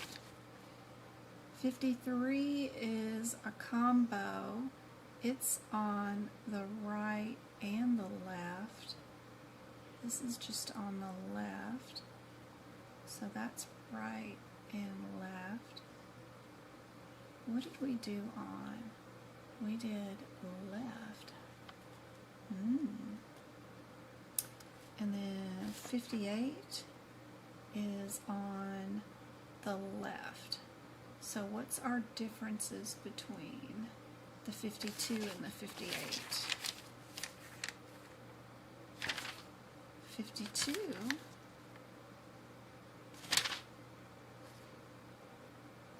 is intra, and 58 is intra. That's not helpful, but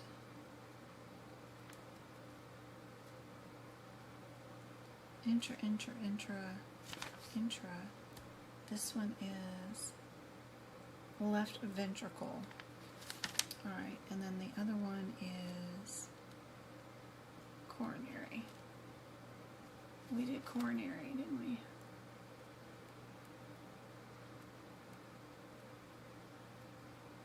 A or B?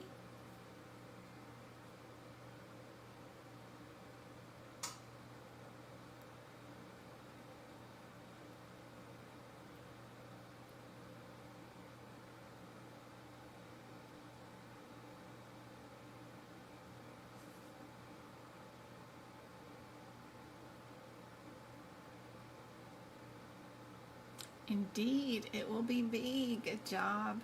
Perfect. Excellent. Look at that font is tiny. All right, another newborn. They love their newborns during the exam for sure.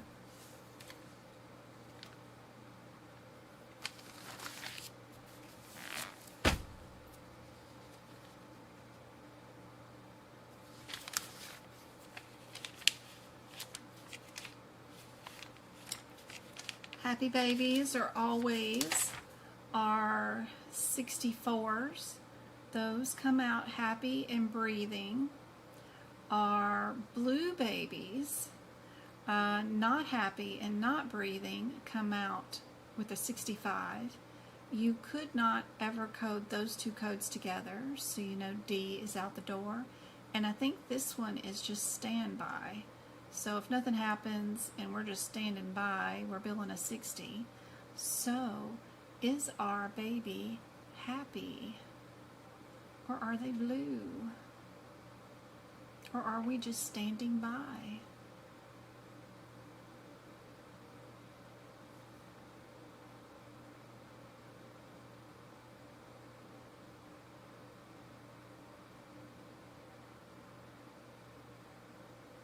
We do have cardiac distress. We do have resuscitation going on, so we know we have a blue baby. Baby was stabilized, but our answer will be C.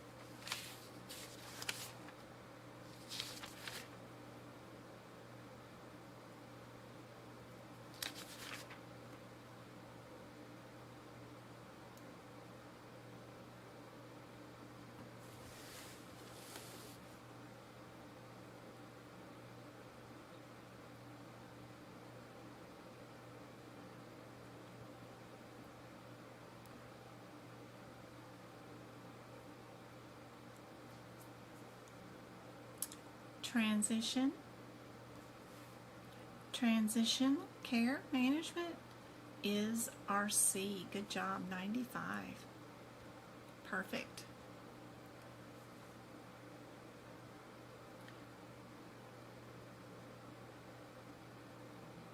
Three more, guys.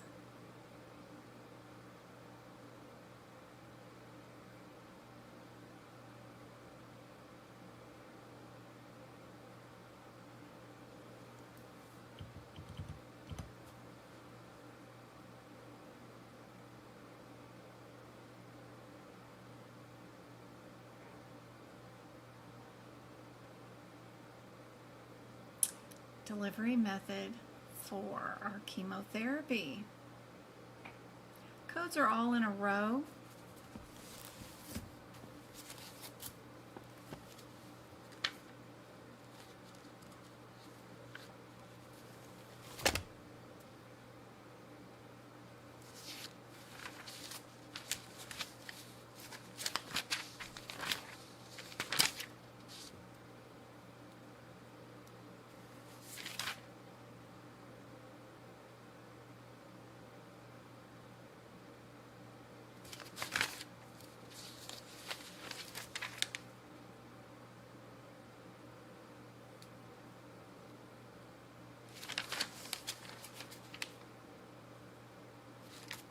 I love all of our definitions.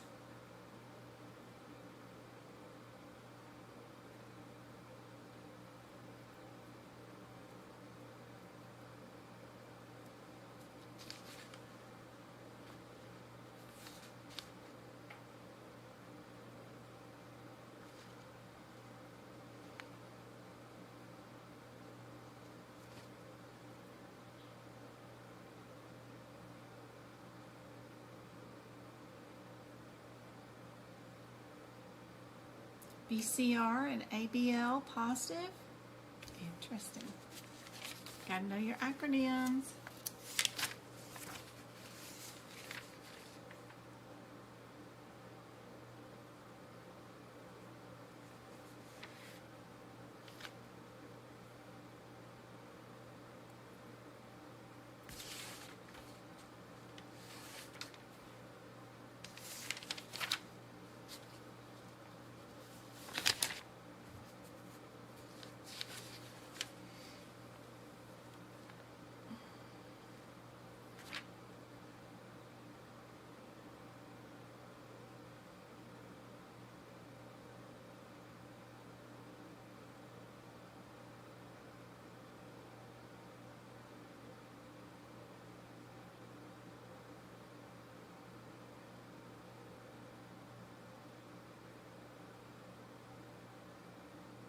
Our irrigations, top one, it is A. It is our 96523.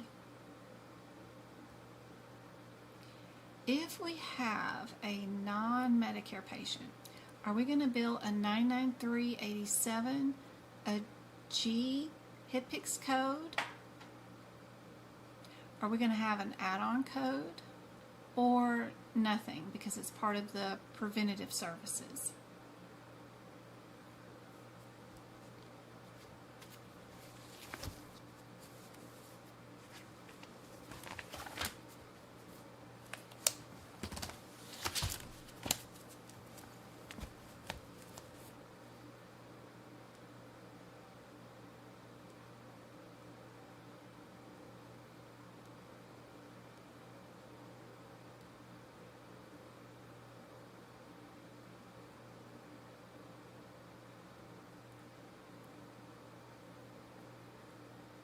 What do you guys think about this one?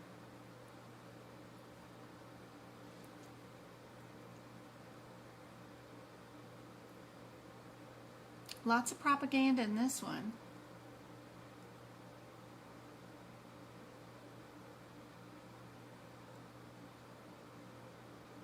There you go. What does the last sentence say? None of the rest of it needed to be read. If a Medicare patient has a breast and pelvic exam, how would that be coded?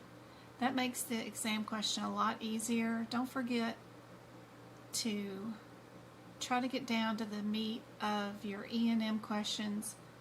They're going to fill your questions full of a bunch of propaganda, so be careful about that.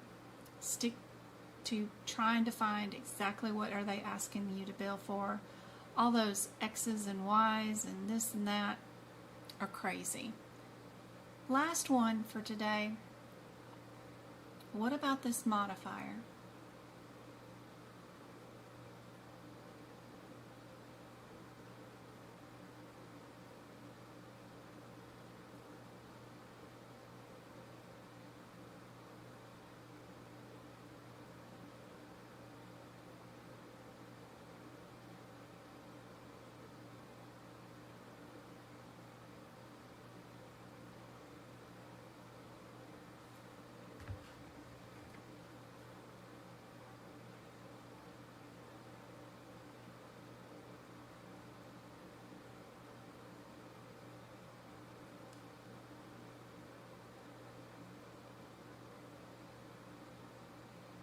Give away one more set of memberships for you guys having to stick out this long with me due to the computer issues.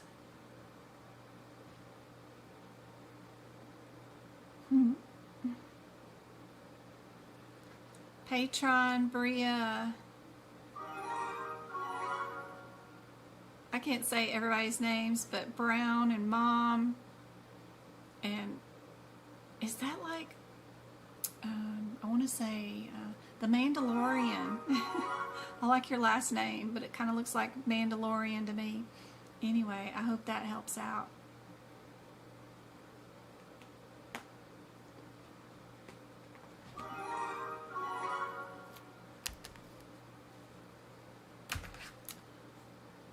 What modifier is appropriate for a separately billable antenatal service during a global OB period time.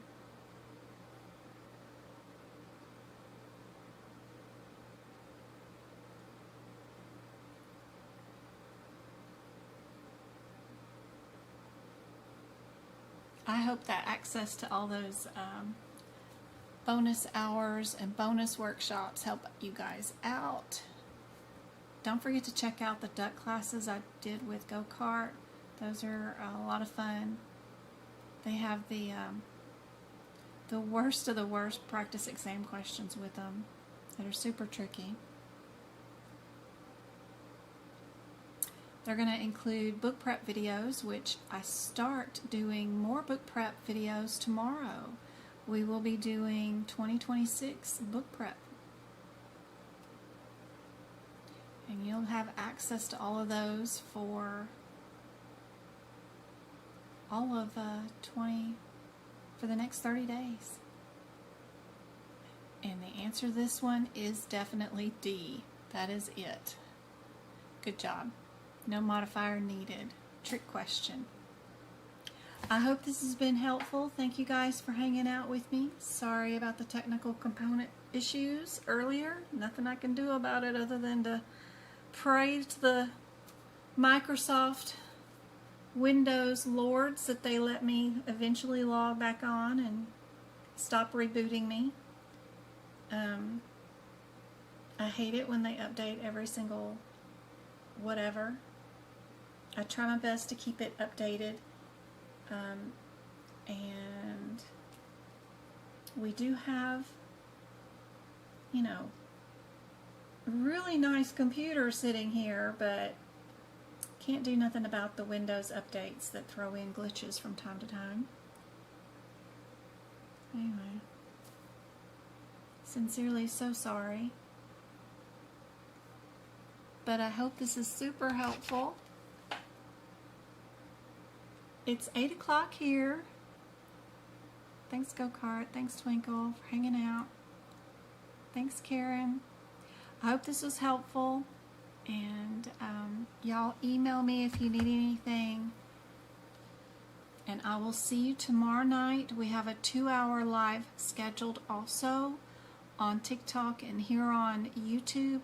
Totally free for everybody. And we're going to do 2 more hours of practice exam questions that I've already got prepped for you guys down below here. So we're ready for tomorrow night. I just put some separation in between those pages so that I didn't have to redo a whole new format and everything else, but we've already got some stuff prepped for tomorrow. So I hope to see you guys. It'll be 6:30 Arizona time zone, so it's 8:30 here. No, it's 4:30. 4:30 Arizona time zone. So that's when we end at 6:30. So 4:30 Arizona time zone is when it'll be, and the link should already be up on YouTube. I hope this is helpful. I will directly get off here, and as soon as this video is rendered, I'll make sure to edit out all the crashes so that the video is just the complete 3 hours without me going black screen for an hour or more or whatever it was. I have no idea how long that session went, but it went for a while, me rebooting and rebooting and rebooting. Alright guys, thanks guys so much for hanging out with me. Thank you for your support, and I will see you tomorrow night.